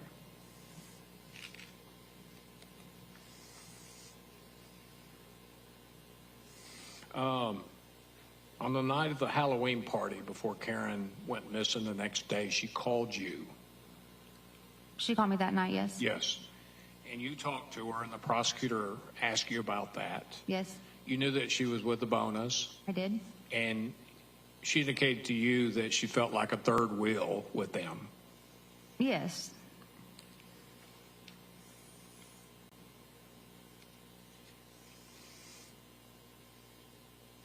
The officers interviewed you later on in April of 2024, didn't they? Yes. Okay. And did they ask you about what you could see from the front of your house in relation to the Swift house? They, About what you could see from the front porch of where you lived in relation to the Swift house? yes. Okay.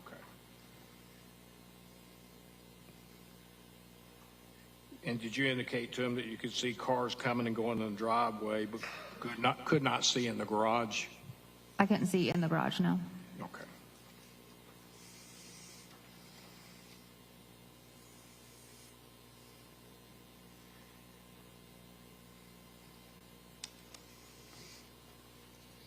Are you aware during this time frame of 2011, before Karen Swift went missing, that she was working occasionally and doing things for money? Yes. Okay.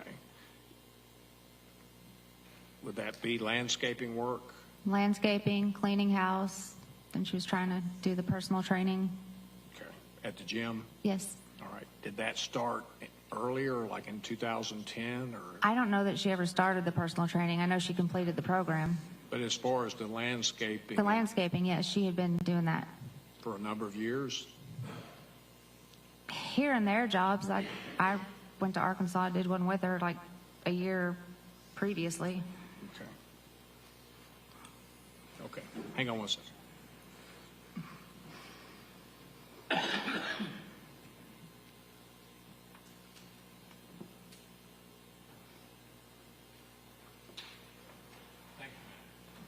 Redirect. Despite the fact that you had this brief falling out, were you still close friends? Yes. We only went maybe 4 or 5 days without talking.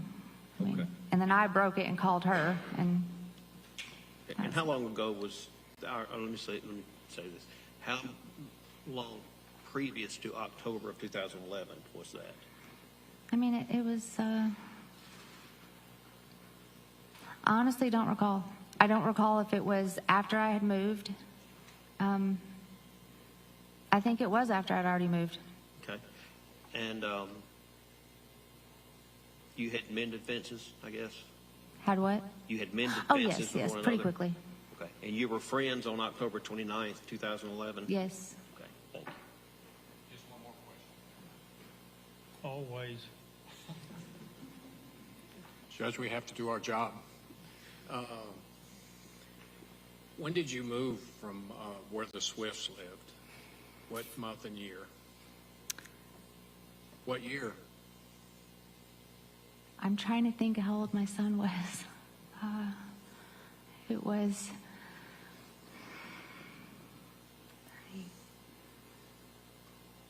I turned 30 that year, and I'm 44, so I'm thinking 2010? Okay. The year, possibly the year before she went missing. Yes, All right. yes. Thank you, ma'am. Ma'am, you can step down, thank you. Officer, will you give transcript back there? Is this witness excused? Yes, sir. Ma'am, you're free to go.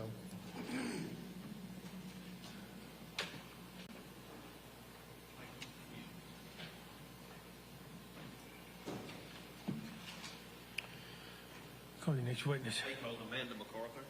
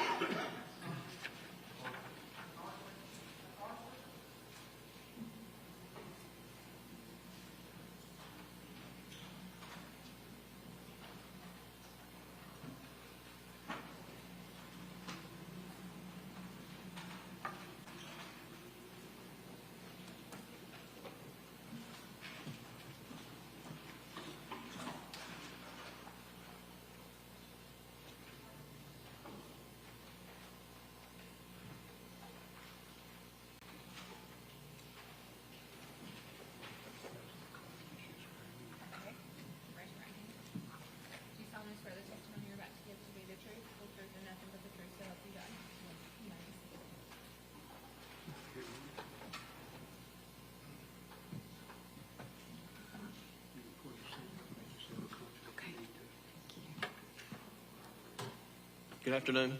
Hello. Would you state your name, please? Amanda MacArthur. And would you mind spelling your last name?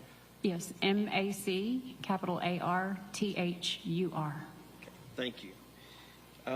Do you know David Swift? Yes, Okay, and did you know Karen Swift? yes. Could you tell me how you know them? Well, I met Karen first at a birthday party. Okay. And then later I met David through Karen. Okay. And how long did you know them? How long did I know Karen? I Yes. met her in March of, I believe it was 2011. Okay, so you only knew her for a few months? Correct. Right, okay. Did the two of you ever spend any time together? Yes. Okay. And what would you typically do?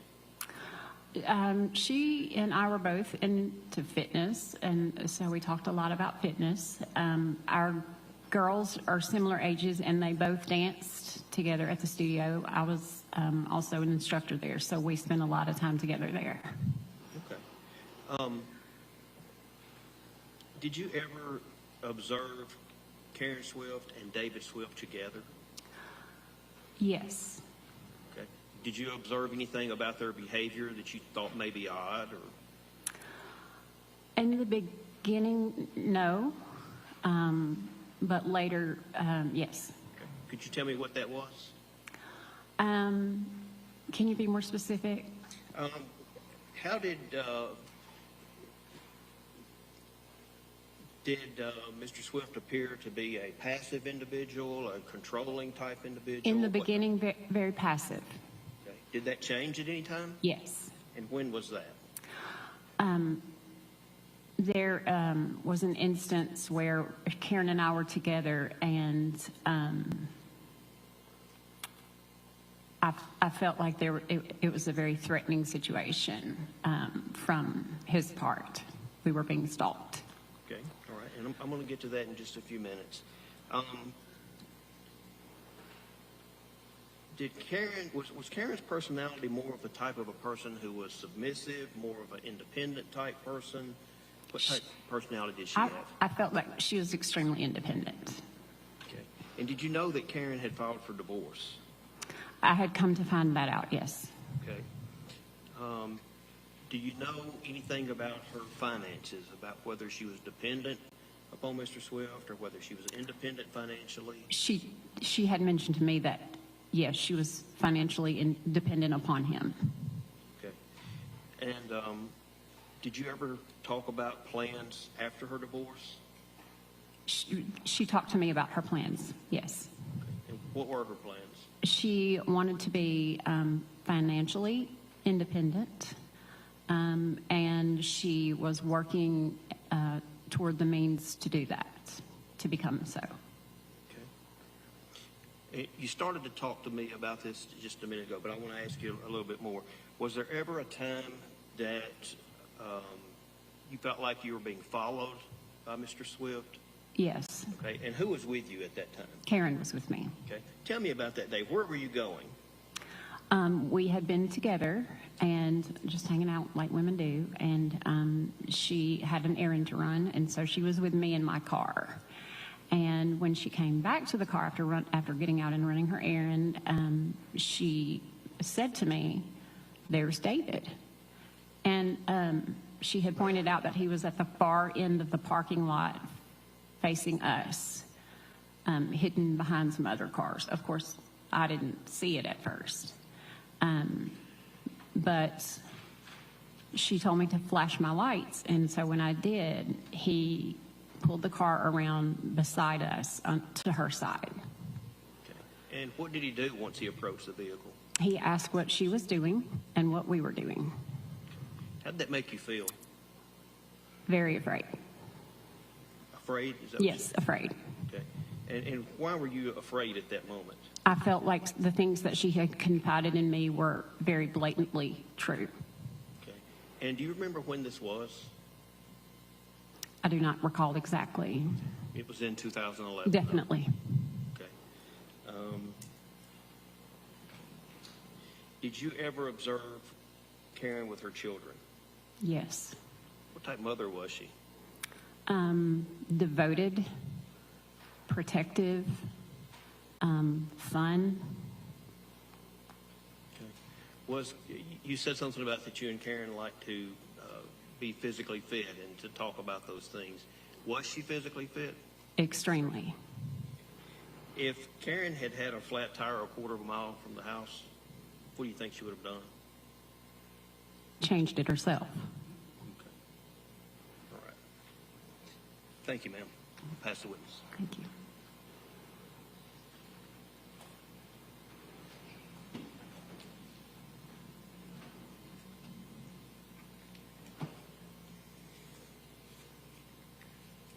Ms. MacArthur, Yes, can sir. you hear me? Yes, sir. Okay, thank you. You indicated in your testimony that Karen went in her own business to make money. What sort of business?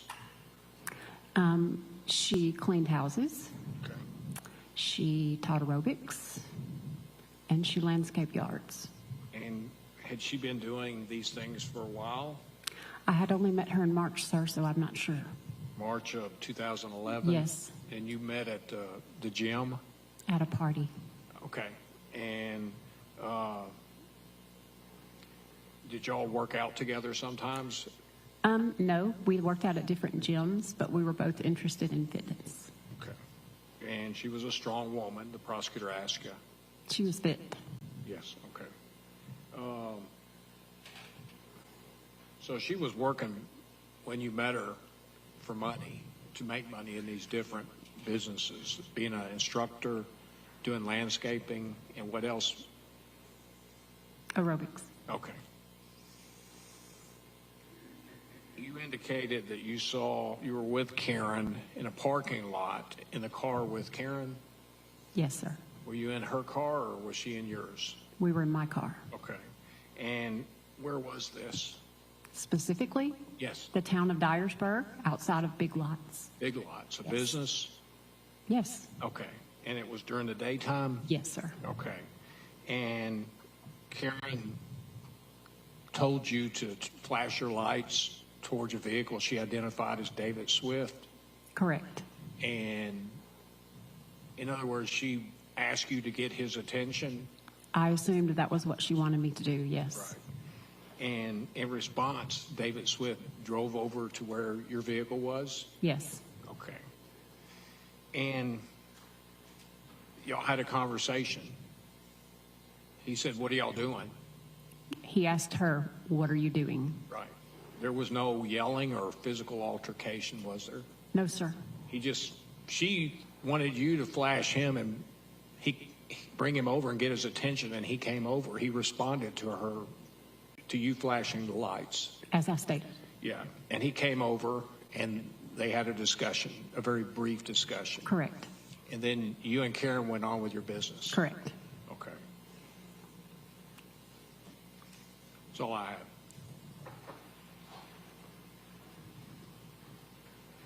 Did Mr. Swift just leave on his own, or did Karen ask him to leave? I honestly cannot remember. Okay. Did Mr. Swift know what you drove at that time? Yes. Okay. Did he know that Karen Swift was with you that day? Yes. Okay. That's all.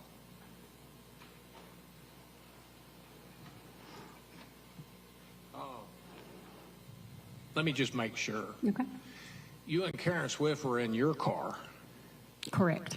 and before she asked you to flash your lights, you didn't see any interaction or communication between Karen and David Swift or yourself? No, sir.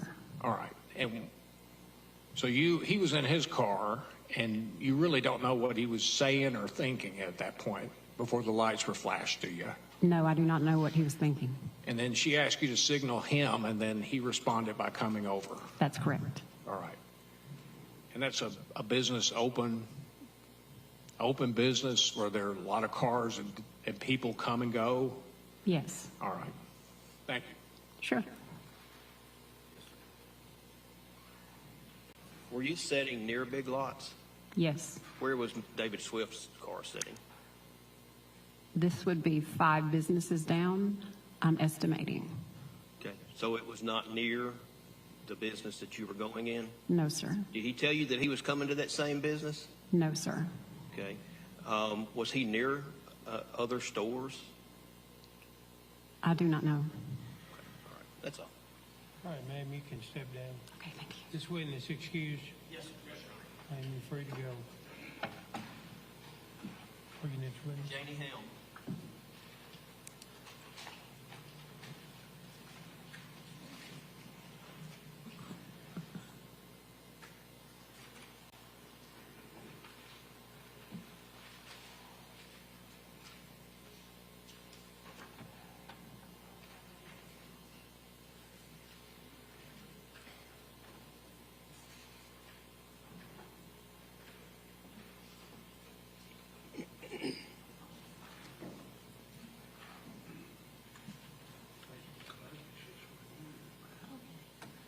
You'll raise your right hand.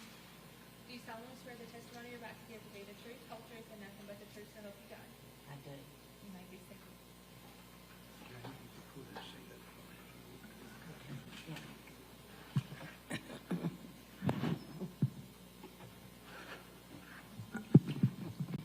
Good afternoon. Good afternoon. Would you state your name, please? Janie Helm, Would you spell it, please? Janie,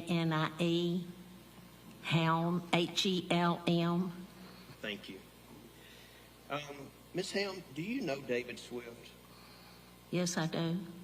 Did you know Karen Swift? Yes, I did. How did you know them?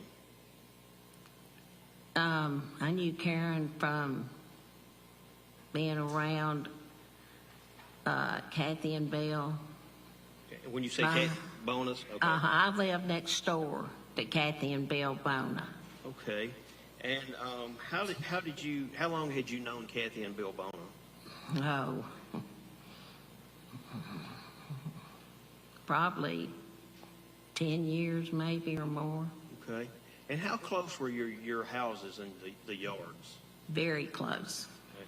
Were you able to see into Kathy and Bill Bona's backyard from your house? Yes, Okay. How well could you see into their yard? I could see very well. I could Was see. there a fence up or anything like that? I had a wooden fence, but wood that had, you could see in between the cracks, and I had lattice at the top, and you could, if you stood on your toes, you could see over the lattice. Okay. What about when you were back in your house? Could you see over the fence from inside your house?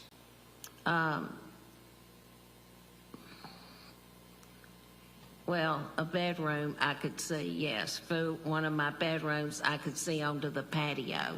The Okay. fence would stop and the bedroom would be here, so I could see, yeah. Okay.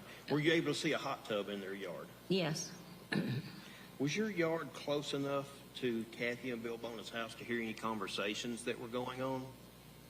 If you were in the yard, let me rephrase that. If you were in the yard near the fence, would you be able to hear conversations in their yard? yes, Okay. And did you ever see Karen Swift at Kathy and Bill Bona's house? yes. How often did you see her there? Oh, 2 or 3 times a week. Okay. Did you ever go over and talk to them? Yes, I was over there quite often. Okay. Were you over there when Karen Swift was there? Yes, Did you ever see Karen Swift with any other men there besides David Swift? no, Was there ever a time that David Swift was in your yard without permission? yes. Tell me about that.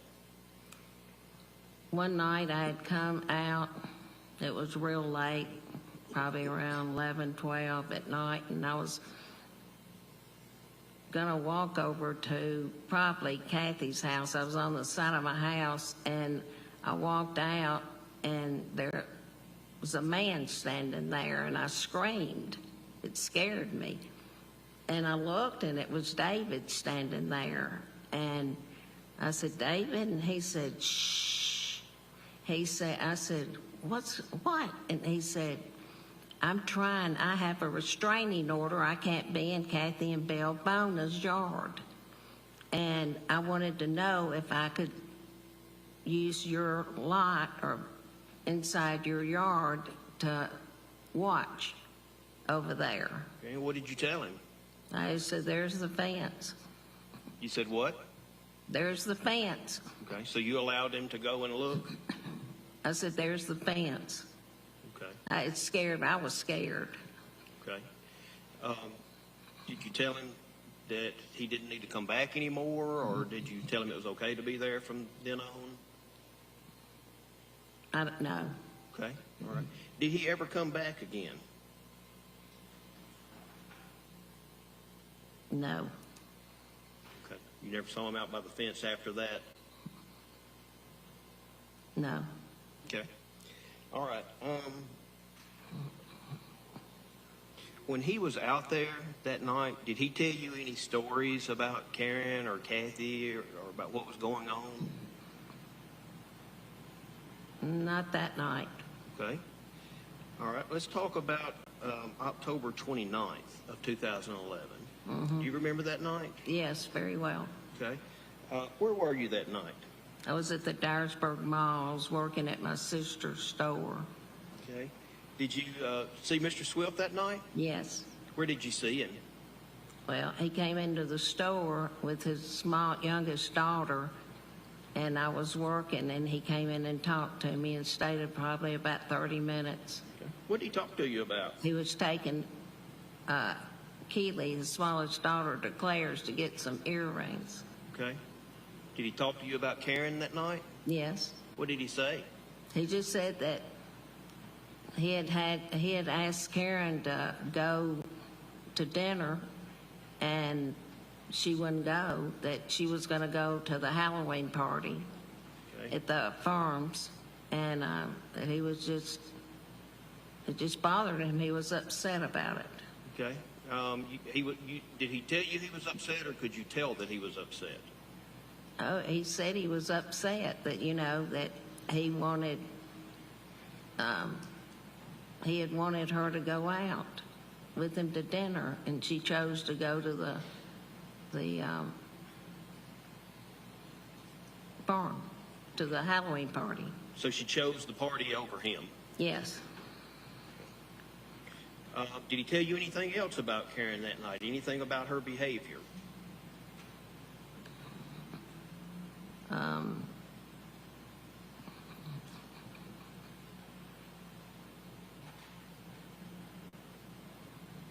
He said that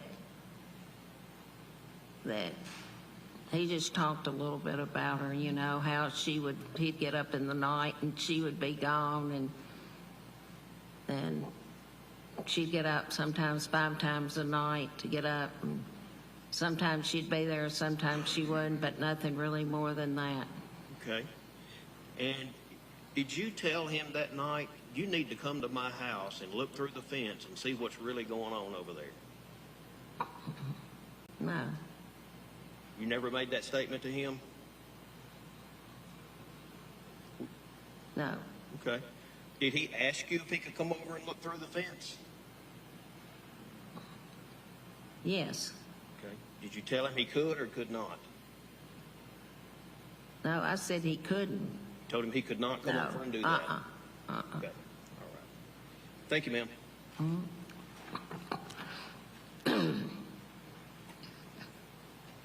I'll get it up.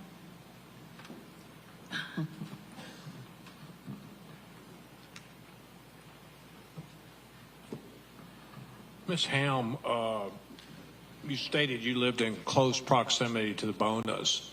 Yes, sir. All right. If Kathy Bona made the statement that you would snoop and spy on her and her husband, would that be a true statement? That I did? Yes, that you No. did. Did you snoop and spy on her? No. Okay. Did you all the time watch what they were doing? No. Okay.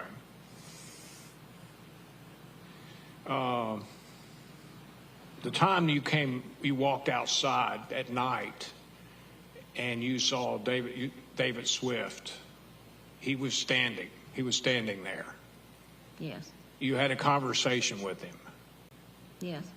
And you didn't see him go in the Bona house, did you?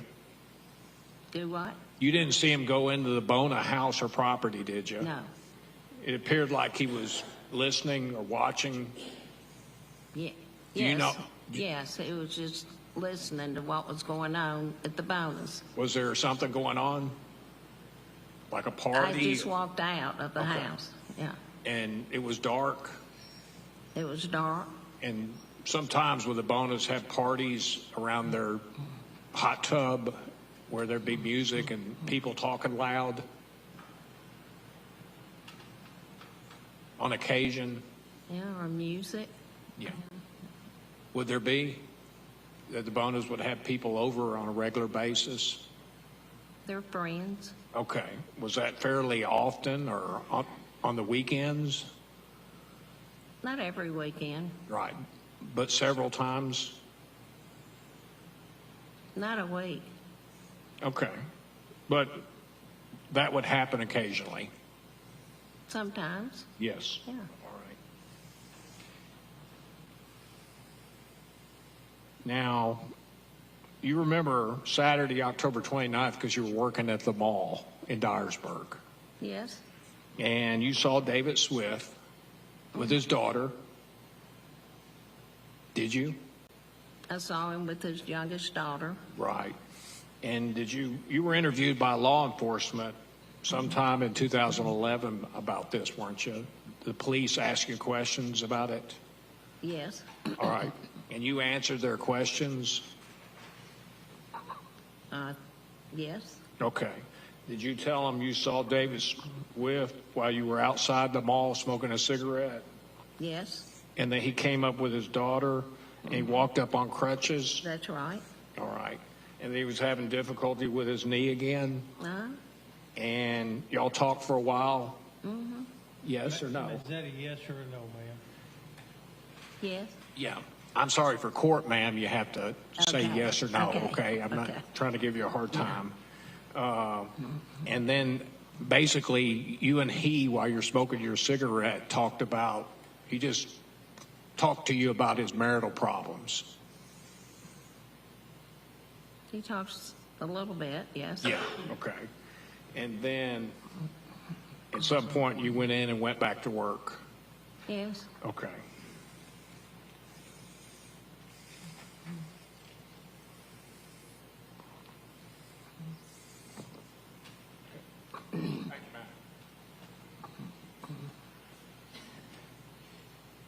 Ms. Helm, when Karen Swift would be at the bonus house, did you ever see Mr. Swift drive by? Yes. Was it often? Maybe 2 or 3 times. I can't say over a period. I don't remember. I saw him driving by some. Okay. Was it usually when Karen Swift was there? I don't remember. Okay. Thank you. All right, ma'am, you can sit down. Okay. Thank you. Whoop, I'm going to take that with me. Is Ms. Helm released?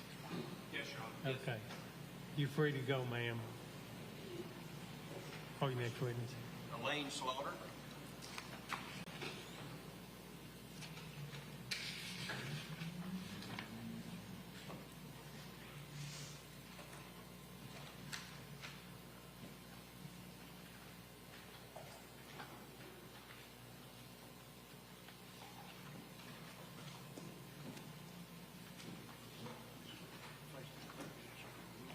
You raise your right hand. Do you solemnly swear that testimony you're about to give today is the truth, whole truth, and nothing but the truth, so help you God? I do. Be seated. Good afternoon. Would you please state your name? Elaine Slaughter, Would you spell Slaughter, please? Slaughter. Thank you. Do you know David Swift? I do. And what about Karen Swift? Did you know Karen? I did. How did you know both of them? They lived in our home at 212 Rosemont Cove when they first moved to Dyersburg from Pocahontas. Okay. Do you remember when that was? Yes, I believe it was July of 2008. Okay. And were they leasing the house, or what were they doing? They were going to purchase it and just rent it until their house sold in Pocahontas, and then they were going to purchase it. But then they decided to buy a house out in the county. Their son was going to the county schools, and so they just rented it until they purchased their home on Willie Johnson later that year, Okay. before Christmas. And did you negotiate with Mr. Swift about the house and about either the lease or the agreement that you had? No, he had a realtor, and so I worked out all the paperwork through his selling agent. Okay. Did you ever meet Mr. Swift before they actually came to the house? No. So did he purchase the house or have the agreement with the realtor and with you without ever coming to actually see the house? Yes, he came to see the house. His realtor showed him the house. Okay. We were not present when he looked at the property. Okay. Did he seem to be in a rush to get there? Yes, they were anxious to move. Okay. Can you elaborate on that a little bit? We had some renters living in the house, and I had sold them a house 2 streets over on Auburn, and that lady in that house was moving to Georgia. And so her movers got held up somewhere along, and so we had to move the possession date out. And so I told his agent that, it was going to be a few more days because the renters couldn't have their things out of the house until they had a place to move their things to. And so, yeah, they were wanting to get in there real quick, so we got them in there as quick as we could, and we got the house ready late one night so they could move in the next morning. Okay. Do you know if their house had sold yet? It hadn't. It had not? Do you know what the rush was then to get here? I didn't at that time. Okay. Did you know that they had children? Yes. Did they bring all of their children with them to live here? Preston was in school and college somewhere, and Dustin and Ashley and Keeley were there. Okay, so Preston did not come with them. No, he may have been there to help them move, but he wasn't really living in the home. He wasn't moving in with them. Okay. Did you become friends with Karen Swift? I did. Okay. And how soon after she moved here did you become friends? Right away. When they had the big moving truck come up, I took them over some sandwich meat and bread and Cokes and stuff. And she and I were exactly the same age within a few weeks, and we started going to YMCA. We both had 4 kids, and we became friends pretty quickly. Okay. Did your children and their children play together at times? No, my son is the youngest of my children. He was a few years older than Ashley, but they did eventually go to school together. And Dustin was a year or 2 older than my oldest daughter, Mallory, and so they went to school together. But we did go on a vacation together one summer, probably a year or 2 after we met them. Okay. Did you have an opportunity to see Karen around her children? I did. What type mother was she? She was a really good mother.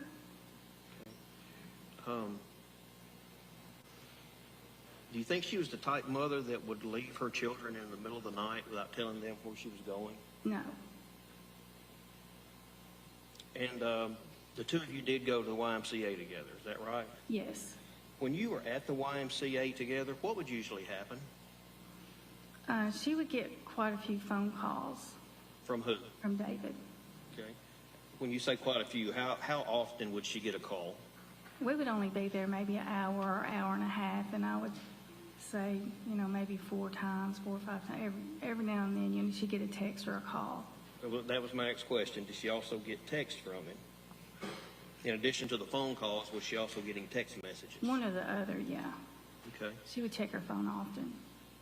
Did it appear to be excessive? Yeah, I would say.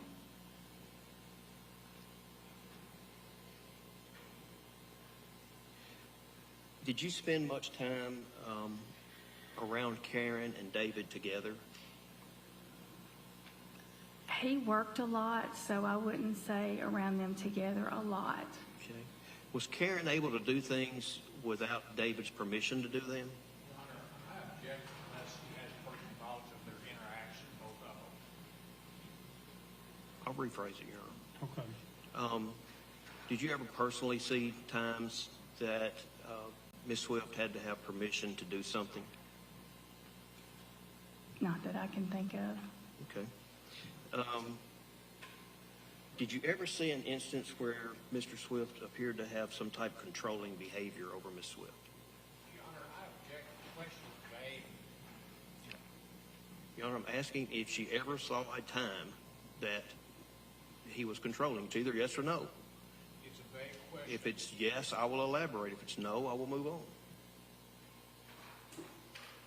And if she did not hear both of their interaction, it's asking for speculation on her part. I'm going to allow the question. Go ahead. Let's see Okay, ma'am. where it takes you. Did you ever observe a time where Ms. Swift had to, I'm sorry, I asked you that, where Mr. Swift attempted to control Ms. Swift's behavior? He didn't like her to have a glass of wine or anything like that. That he was not a very big drinker. That's something that I noticed. But, you know, some people don't like that. So Okay. that's the only thing that comes to mind. Okay. All right. Do you know if Karen Swift was financially dependent upon Mr. Swift? Yes, he was. She was. Okay. And do you know if she worked very often? No, the children were small. Keely was being potty trained when they first moved to Dyersburg, so they were small. I think that they lived there about 3 years, and I think she started doing a few odd jobs, landscaping and things of that nature, later on toward the maybe 2010 and 11, and she may have started teaching some classes at the YMCA. Okay. That's what I can recall. Did she work enough to support herself No. and support her children? No. Do you know anything about Karen Swift getting a tattoo? Yes. Do you remember when that was? I went with her to get the tattoo.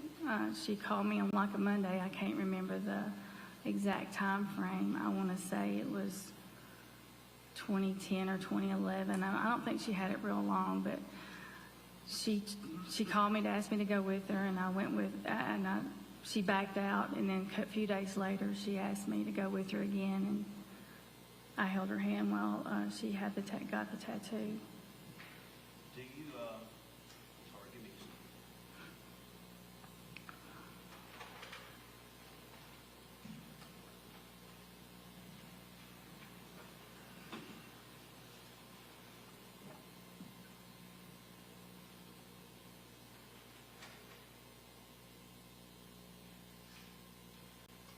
Do you know if Mr. Swift had any issues with her having a tattoo?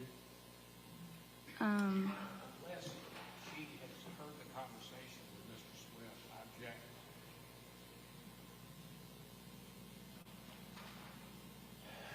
What's the relevance? It's going to be relevant later. I'm sorry? It's going to be relevant later. The question needs to be asked properly on the front end. Under our rules, Judge. Let's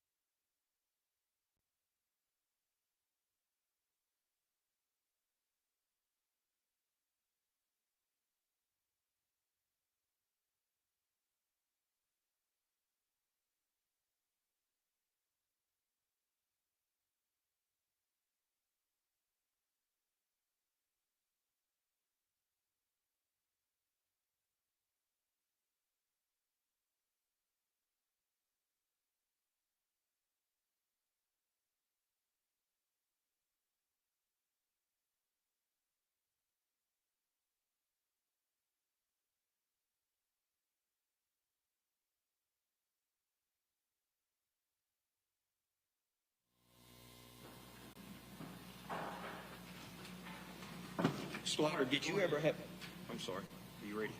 Ms. Slaughter, did you ever have a conversation with David Swift about the tattoo that Ms. Swift got? Yes, he told me he was supposed to go with her to get the tattoo. Was he upset that he didn't get to go with her to do that? I felt like he was upset because he didn't get to go with her to get it. Okay, I want to hand you this photo.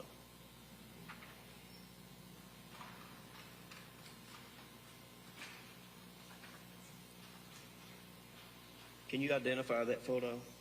Yeah, that's the tattoo that Karen got. Is that the same photo that's on the screen? Yes.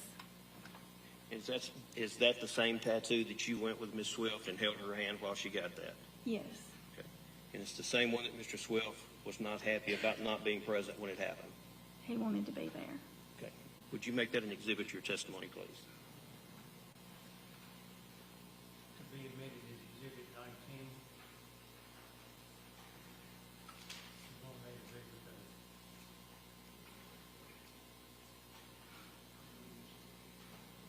You want the jury to see the photo over there? No, sir. Publishing it here is fine. That you did. Yes, sir. Ms. Slaughter, did you know anything about Karen having a second phone? Yes. Do you know why she had a second phone? She was going to the beach and she was texting me from a number I didn't recognize.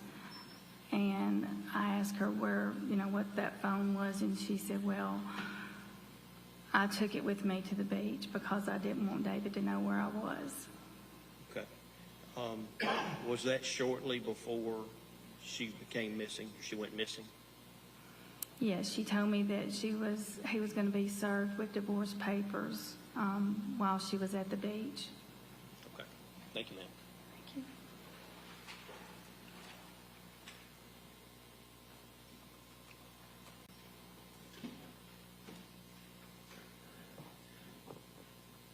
Ms. MacArthur, can you hear me? I can hear you. Yes, ma'am. Slaughter. Oh, Slaughter, I'm sorry. No problem. It's been a long day. All right. Imagine. Karen was physically strong and physically fit. Yes. In fact, you were interviewed by law enforcement at some point, weren't you? Yes. Can we take that down?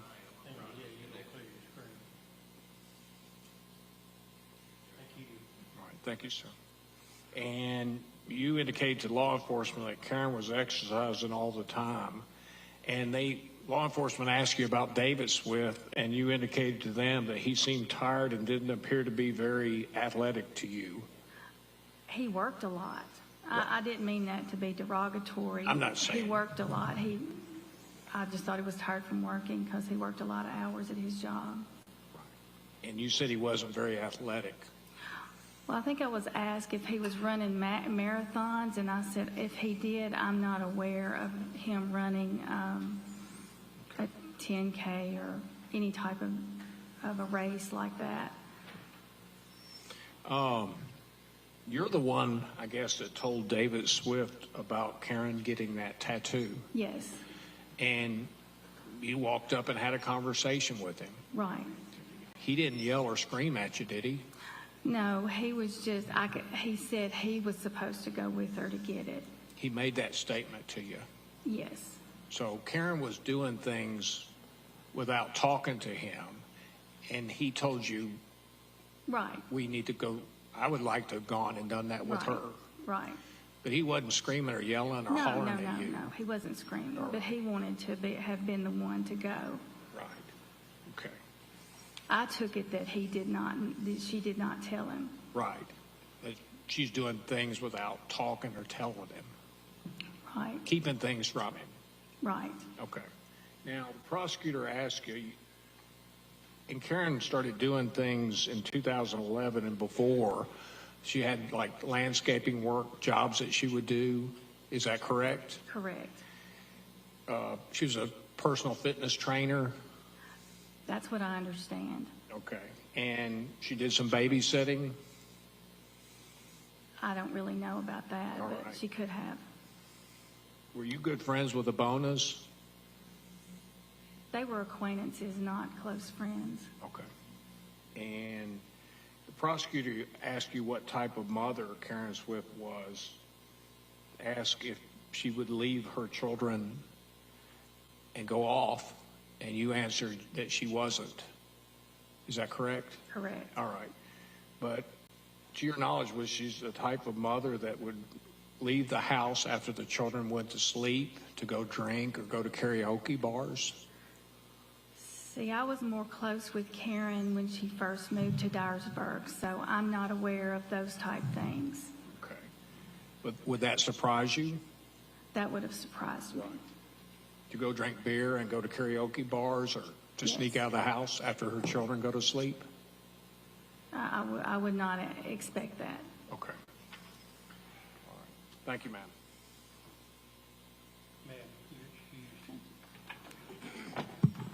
Jimmy Hancock. Let's take about a 10-minute break and have to talk about where we're going to that as well. All right.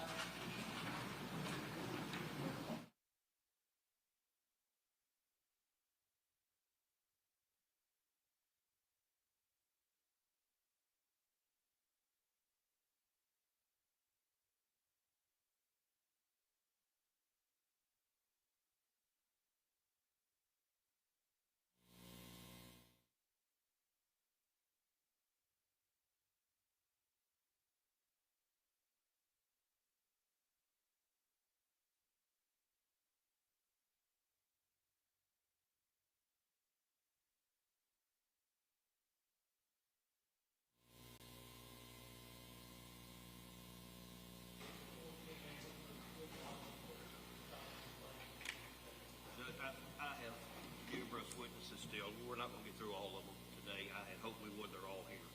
So we'll have to ask them to come back another day. There are a few that are from out of state. I would like to get them at least.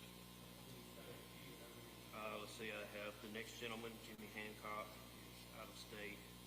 I have George Jarrett, who's also from out of state. That's two. And I think that's the only two that are from out of state. Oh, wait, I'm sorry. There's a third one. Mary Claire Hopper also. So I have three.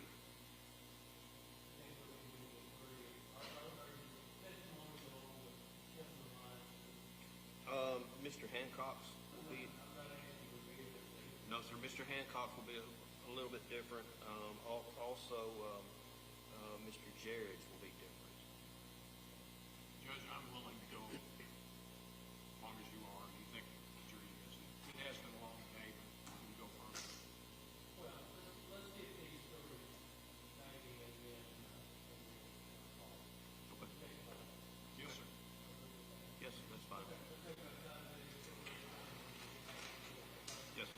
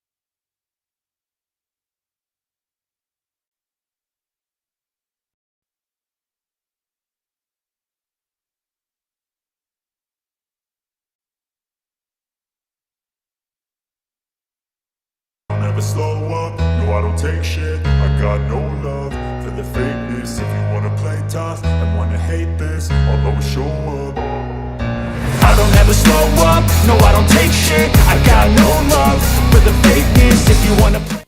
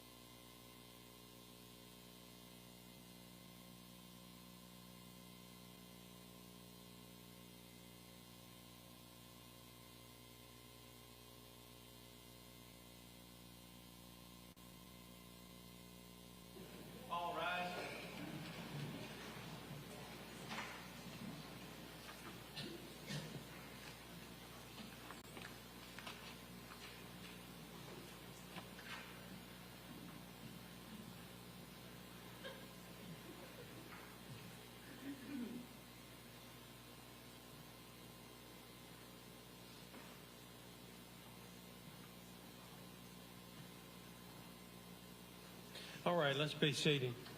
Call your next witness, please. Jimmy Hancock. What was your first name? Jimmy Hancock. Thank you. Yes, sir.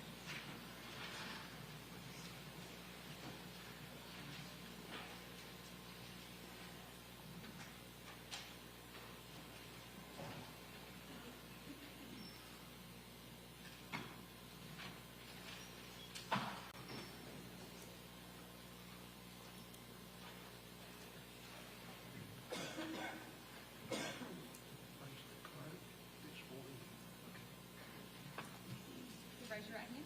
Do you solemnly swear the testimony you're about to give to be the truth, whole truth, and nothing but the truth, so help you God? Yes, sir. You may be seated.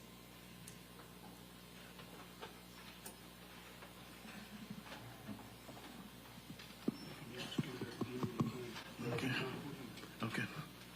Good afternoon. Good afternoon. Would you state your name, please? Jimmy Hancock. And Mr. Hancock, do you know David Swift? Yes, I do. And what about Karen Swift? I did not know Karen Swift. Okay. Tell me how you knew David Swift. We worked together.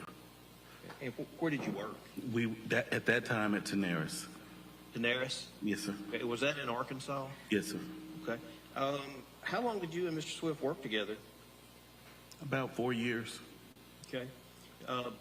Were you just co-workers, or were you actually more friends than co-workers? We were both. We were friends. You were both. Okay. Yes.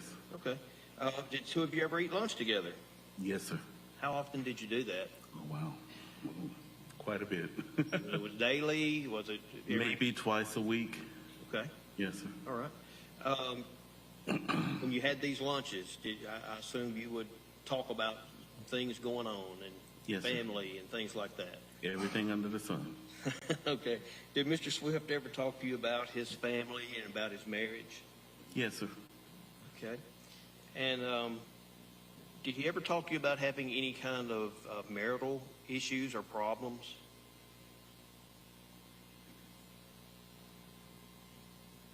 I don't know that I would call it issues or problems. There were unusual things. Okay. All right. What about their sleeping arrangement? Do you know what their sleeping arrangement was? Did he tell you that?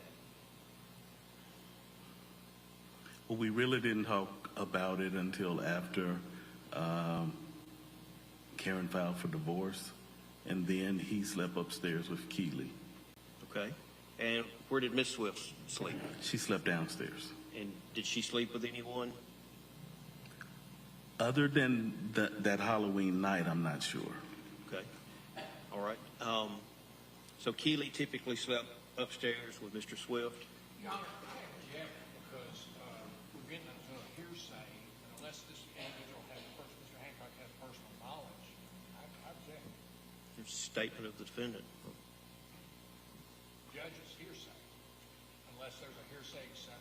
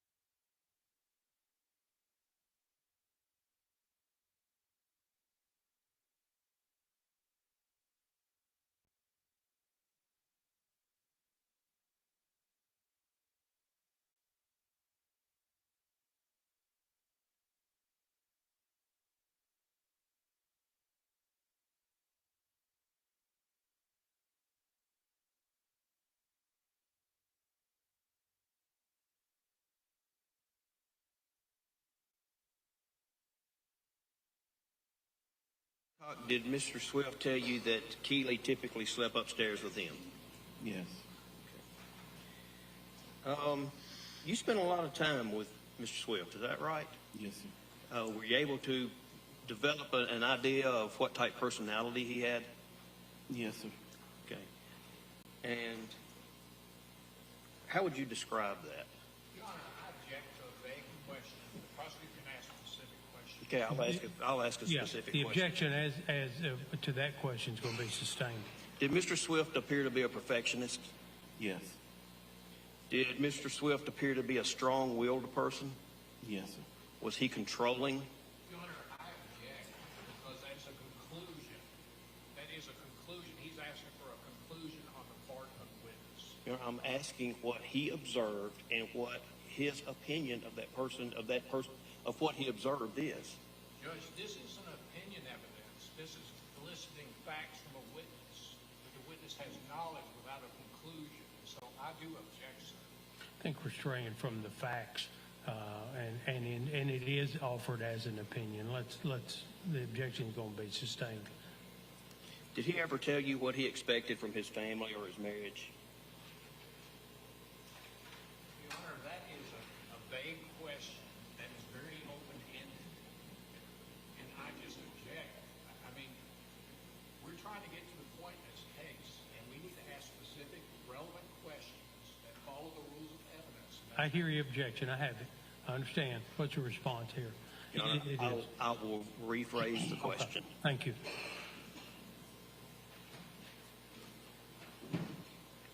Did Mr. Swift tell you he wanted to have a perfect family?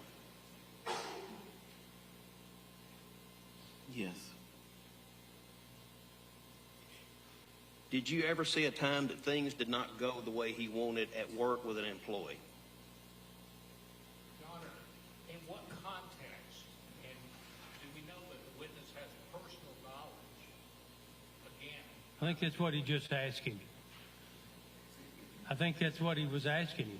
It's exactly Did what he I have asked. knowledge of it? That's exactly what I asked. a worker did not follow proper conduct. What does that mean? Does it mean behavior? Does it mean work activity?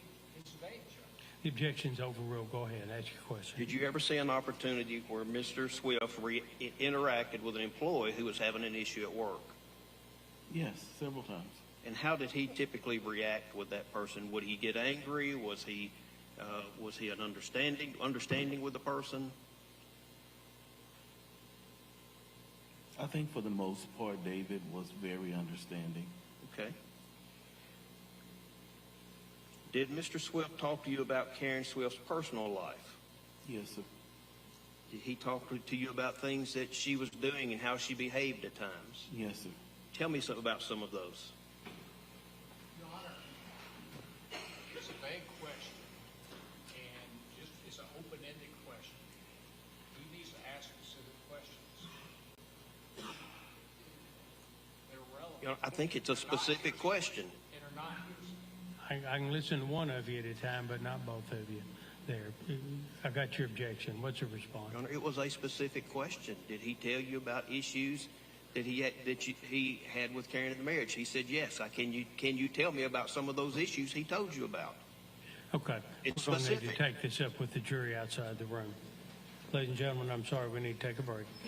All right.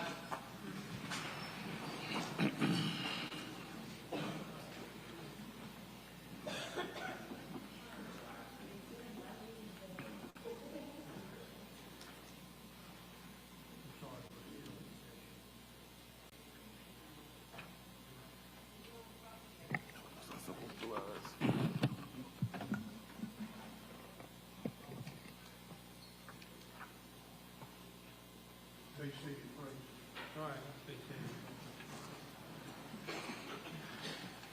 We're going to let the witness wait in the hall.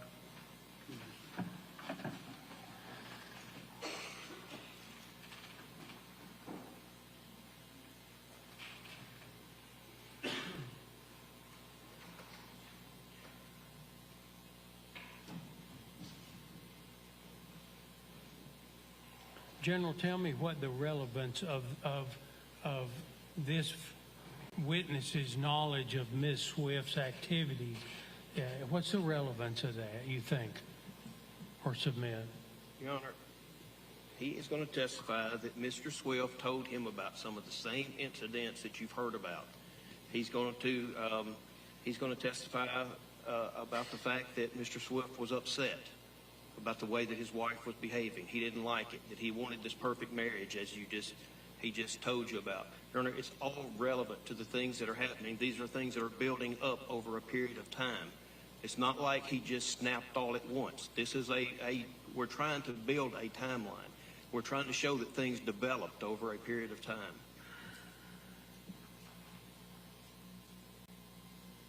What do you say to that? Judge, I try my best to follow Tennessee rules of evidence, and the prosecutor's asking open, vague questions. There has been a lot of testimony already about how they interacted, the jury has heard, and how they got along, and that they had problems in their marriage. Over my objection, Mr. Swift's statements were introduced into evidence. And so they've heard from that.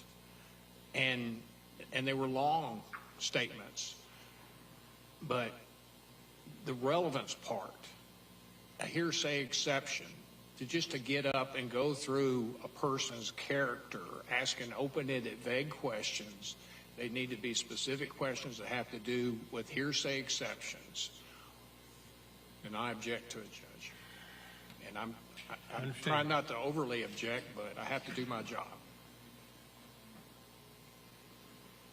Otherwise, we'll be here for 3 weeks with the jury. And it's because of the state's asking. All right, I'm not, listen, gentlemen, it's too late in the day, and we're not going to carpet one another today, tomorrow, or 4 weeks from now if we're still here. I don't want to hear it.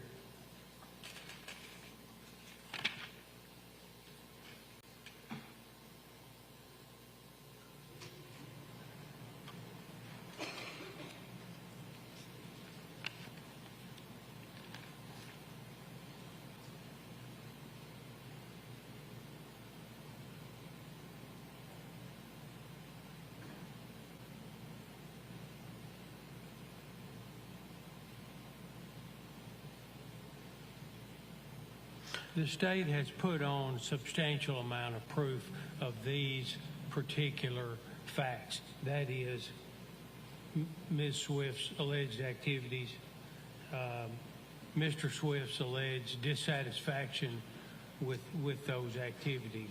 And I'm speaking only to those two areas at the moment there. It seems like we're replowing the same ground over and over. We're not on a timeline. We're on you have a number of witnesses that are testifying in those two particular areas, and I'm concerned that we're just accumulating the same degree of evidence. And I'm not talking about any other part of the examination other than that, and it concerns me that you're getting past the point of it being anything other than just a presentation of cumulative evidence under 403 there.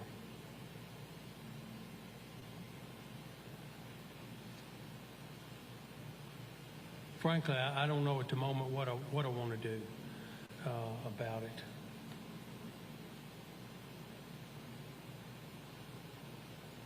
We're going to take a quick recess. I'm going to go down and think about it a little bit. All right.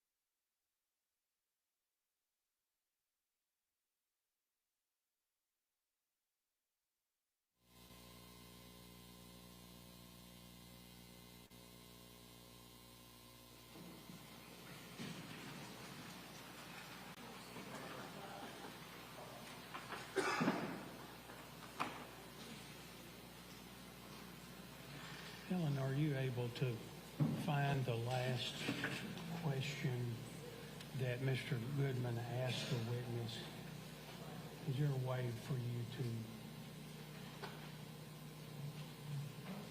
You can.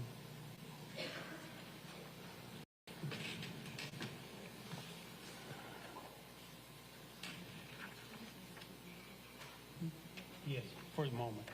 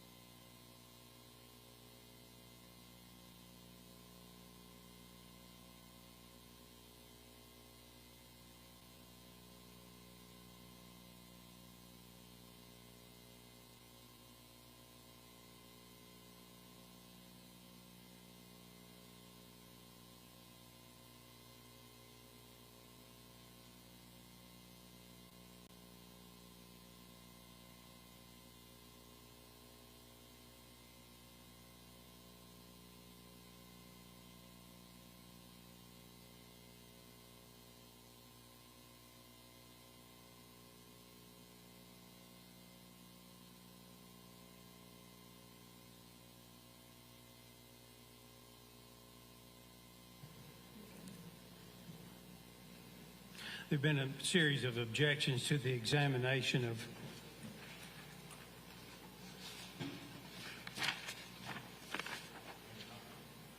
Mr. Hancock, as well as some of the other witnesses. There are a couple of things at play here. The last question that I believe Mr. Hancock was asked was whether or not Mr. Swift had talked to him about some of the things his wife was doing. Tell me about that, or tell me some of that. At this point, the court finds that additional testimony with respect to that Ms. Swift's activities coming in through Mr. Swift is cumulative. The state has put on ample evidence of Ms. Swift's activities, as has the defense in cross-examination of the witnesses there. And so the objection to that question with respect to this witness and future witnesses is going to be sustained. The witnesses are not going to be permitted to discuss, generally speaking, what Mr. Swift has told them about Mrs. Swift's activities. There's ample evidence in the record there. But in addition, the state has been asking, or has asked Mr. Hancock specifically to either opine or discuss the defendant's reputation. What kind of fellow is he? You know, elaborate on that. And the court thinks that is not an appropriate question there. Testimony has already been received with respect to the defendant's interaction with Mrs. Swift in response to her alleged activities. And so here's the line for guidance, and you may need some time to think about what I'm about to tell you. Is here's where the line is these witnesses, in my view, can be asked about what Mr. Swift's reaction was, or how he treated Mrs. Swift in response to her alleged activities, because I think that's probably simply a matter of fact, as opposed to a question about what is this witness's assessment of Mr. Swift's personality and the appropriateness of his behavior and activities, and that the court is not going to permit there. Nor will how Mr. Swift treated co-workers or other persons unless it is a direct response to some activity or activities of Mrs. Swift. So it may be muddy in the water, but we've got to stay within the guidelines here, and that's where I'm setting the guideline. Now, with that in mind, if you need some time to regroup or think about how this affects your examination of your witnesses, I'm fully prepared to adjourn for the day. I'm ready to go forward. And ready to do that. Okay. Okay. Well, let's get Mr. Hancock in and move on. Well, we need a jury too, I guess.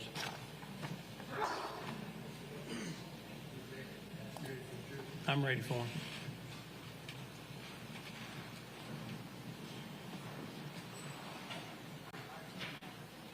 Beg pardon?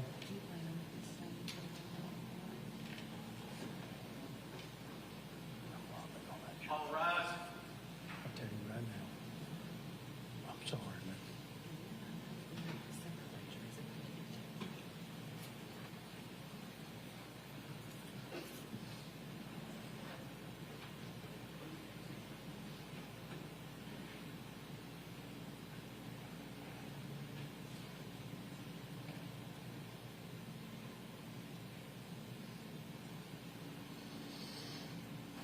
All right, let's have a seat.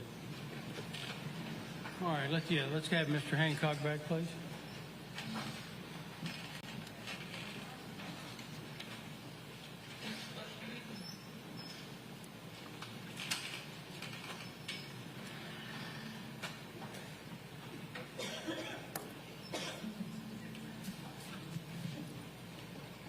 Come on back up, sir.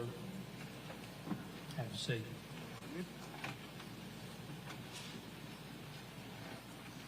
Mr. Hancock, you're still under oath, sir, okay? Yes, sir. All right. Go ahead, Jenny. Mr. Hancock, did David Swift tell you that his wife had filed for divorce? Yes. What was his reaction to that? That she had filed for divorce? Yes. How did he react to her filing for divorce? So he called me that morning and told me that Karen and the girls were somewhere else, and Karen had called and told him to she left a note for him to go and get the note, and it had information about the things that she wanted in a divorce, and to go and pick up the divorce paperwork at, I don't remember the attorney's name, but to pick up the divorce paperwork. He was calm. He didn't want a divorce, but he was calm. That's what I remember. Okay. Did he tell you why he didn't want a divorce? David loved his family. He had talked to me about growing up not having that family, so his family was very important to him, and he did not want to be away from his girls. Okay. So was he upset about the fact that he may lose his family, or it may be broken apart?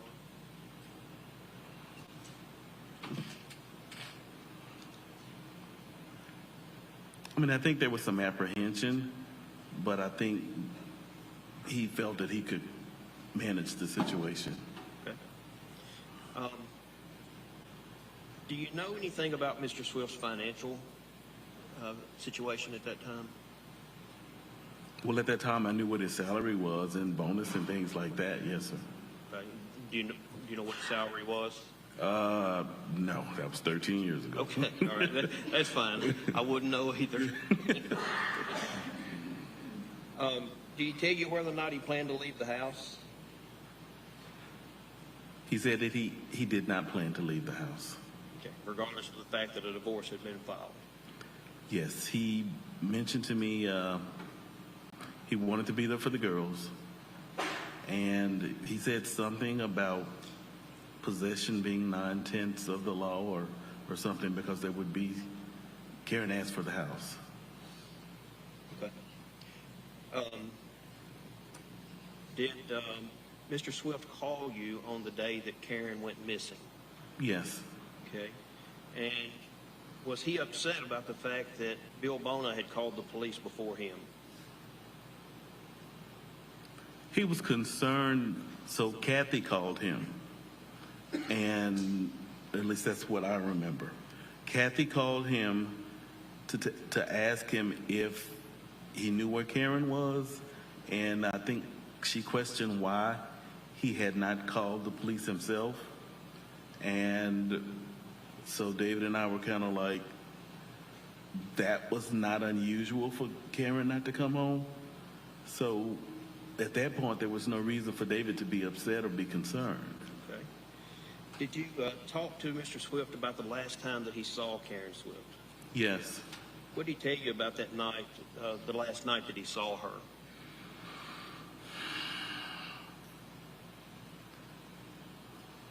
So I remember him saying, Karen picked up Ashley. They came home. They went to bed downstairs. He and Keely were upstairs. I think after Ashley went to sleep, he got up. Karen got up to leave to go back to the party, and he was at the top of the stairs. He saw her, and he went to bed, and she left. Okay. So he said he saw her when she was leaving the house? They spoke as she was leaving the house, yes. Okay. Did he ask her where she was going? We didn't get that much in depth about the entire conversation, but he just acknowledged that she was leaving the house and he went to bed. That's what I remember. He saw her leave and he went back to bed? Yeah. Okay.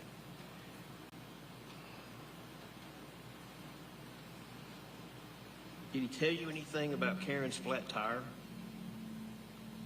I found out about the flat tire later. Did he tell you anything about it? He told me when they found the car, there was a flat tire. Did he say anything else about it? I don't remember any other discussion about the tire. Okay. Did he ever tell you anything about whether he went looking for Karen?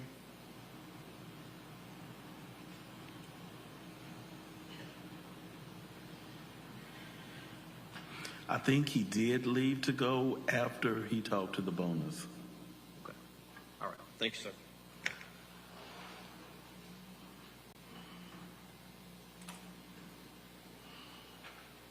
Good evening, Mr. Hancock. Good evening. Just a few questions. Okay. You worked with David Swift for a number of years at Tenaris. Yes, sir. All right.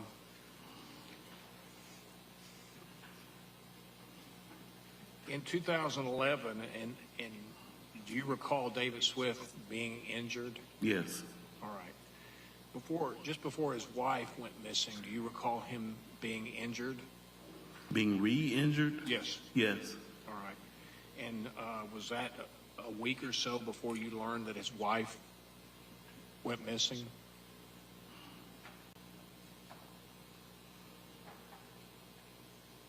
No, I think it was a little more than a week before his wife went missing. All right. But during the time that his wife went missing, were you aware that he had an injury to his knee? Yes, I went to the doctor with him. Okay. Did you observe him wearing on crutches at Yes. times? Did you observe him during this time frame with Yes. a immobilizer on his left knee? Yes. And did you go with him to see the doctor after he re-injured himself? Yes. All right. And that was Dr. Yeo? Yes. And the doctor, you're aware, you were interviewed and gave a statement. Did you say David went back on crutches in late October? I know it's been a long time, and I can show you. No, it was before October. This happened in October. It had to be late August or September.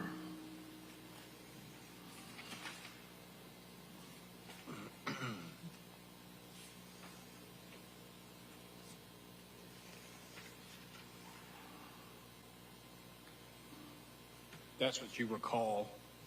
It's been a long, yes or no, sir? You have to say something out loud okay. for the record. So what was the question? That's what you recall now. Yes. But it's been a long time since you talked to the investigators. It's since 2011. Mm-hmm. Well, actually, in 2013, didn't they talk to you? So they would call me periodically over the years just to check in. So I've talked to them many times. Right. But I'm trying to save time. At the time David's wife went missing, did you come back at least once? Yes. Okay. Was David's leg re-injured at that time? Yes. And was he using crutches and an immobilizer at that time? Yes. Okay. And the prosecutor asked you about the call of Miss Bona, and you testified about what you recalled. Is that right? Yes. Now, and it's your recollection that Miss Bona called David. Yes. And David didn't call her first. No, David, it's not my recollection that he called her. Right. But are you absolutely sure of that? Yes. Okay. That's what you recall now? Yes. Okay. Is it possible you might be incorrect about that? No. Okay.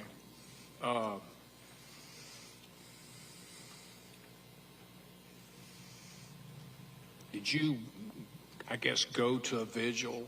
Yes. At David Swift's house for Karen Swift? Yes. Okay. Was that a candlelight ceremony after she was missing some days afterwards? Yes. Okay.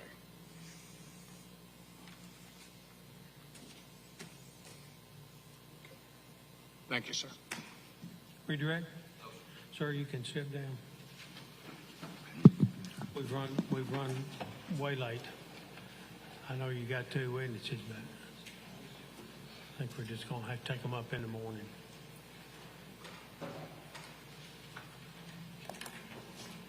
Ladies and gentlemen, we're going to stop here for the day. Let me ask you again. I hope you have a great evening, number one. Number two, let me ask you again and tell you that you should not discuss this case with each other or with anybody else. You understand that? I know that you do. Do not speak with the attorneys, the defendant, the news media, anybody else who approaches you to talk about the case. Do not form or express an opinion about the case to anyone at this time. We have not completed the proof. You've not heard the instructions of law. Again, you know that there are multiple reports, media reports out there. The trial is being streamed. You're not permitted to listen to, watch, review, or look at any comments about that. You should not post anything on social media or any other internet site about this trial or about your service as a juror. And for the third day, I ask you, help me to protect the integrity of this trial so that we decide this case, you decide this case solely on the evidence that is presented in the courtroom there. If anybody approaches you, I would ask that you let me know about that tomorrow morning there. All right, I'll see you tomorrow at 8:15 in the morning. Okay, have a very good evening. All right.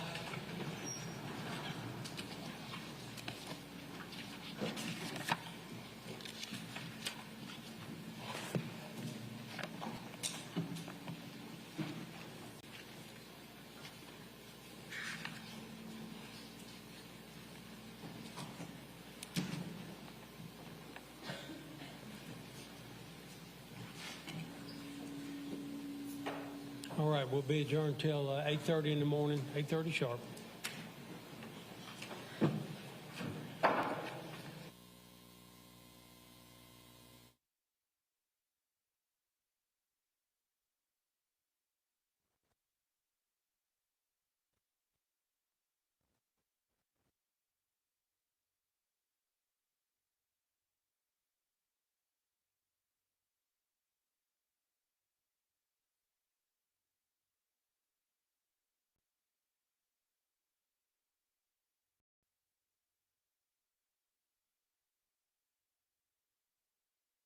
slow up, no I don't take shit. I got no love for the fakeness. If you wanna play tough and wanna hate this, I'll always show up. I don't ever slow up, no I don't take shit. I got no love for the fakeness. If you wanna play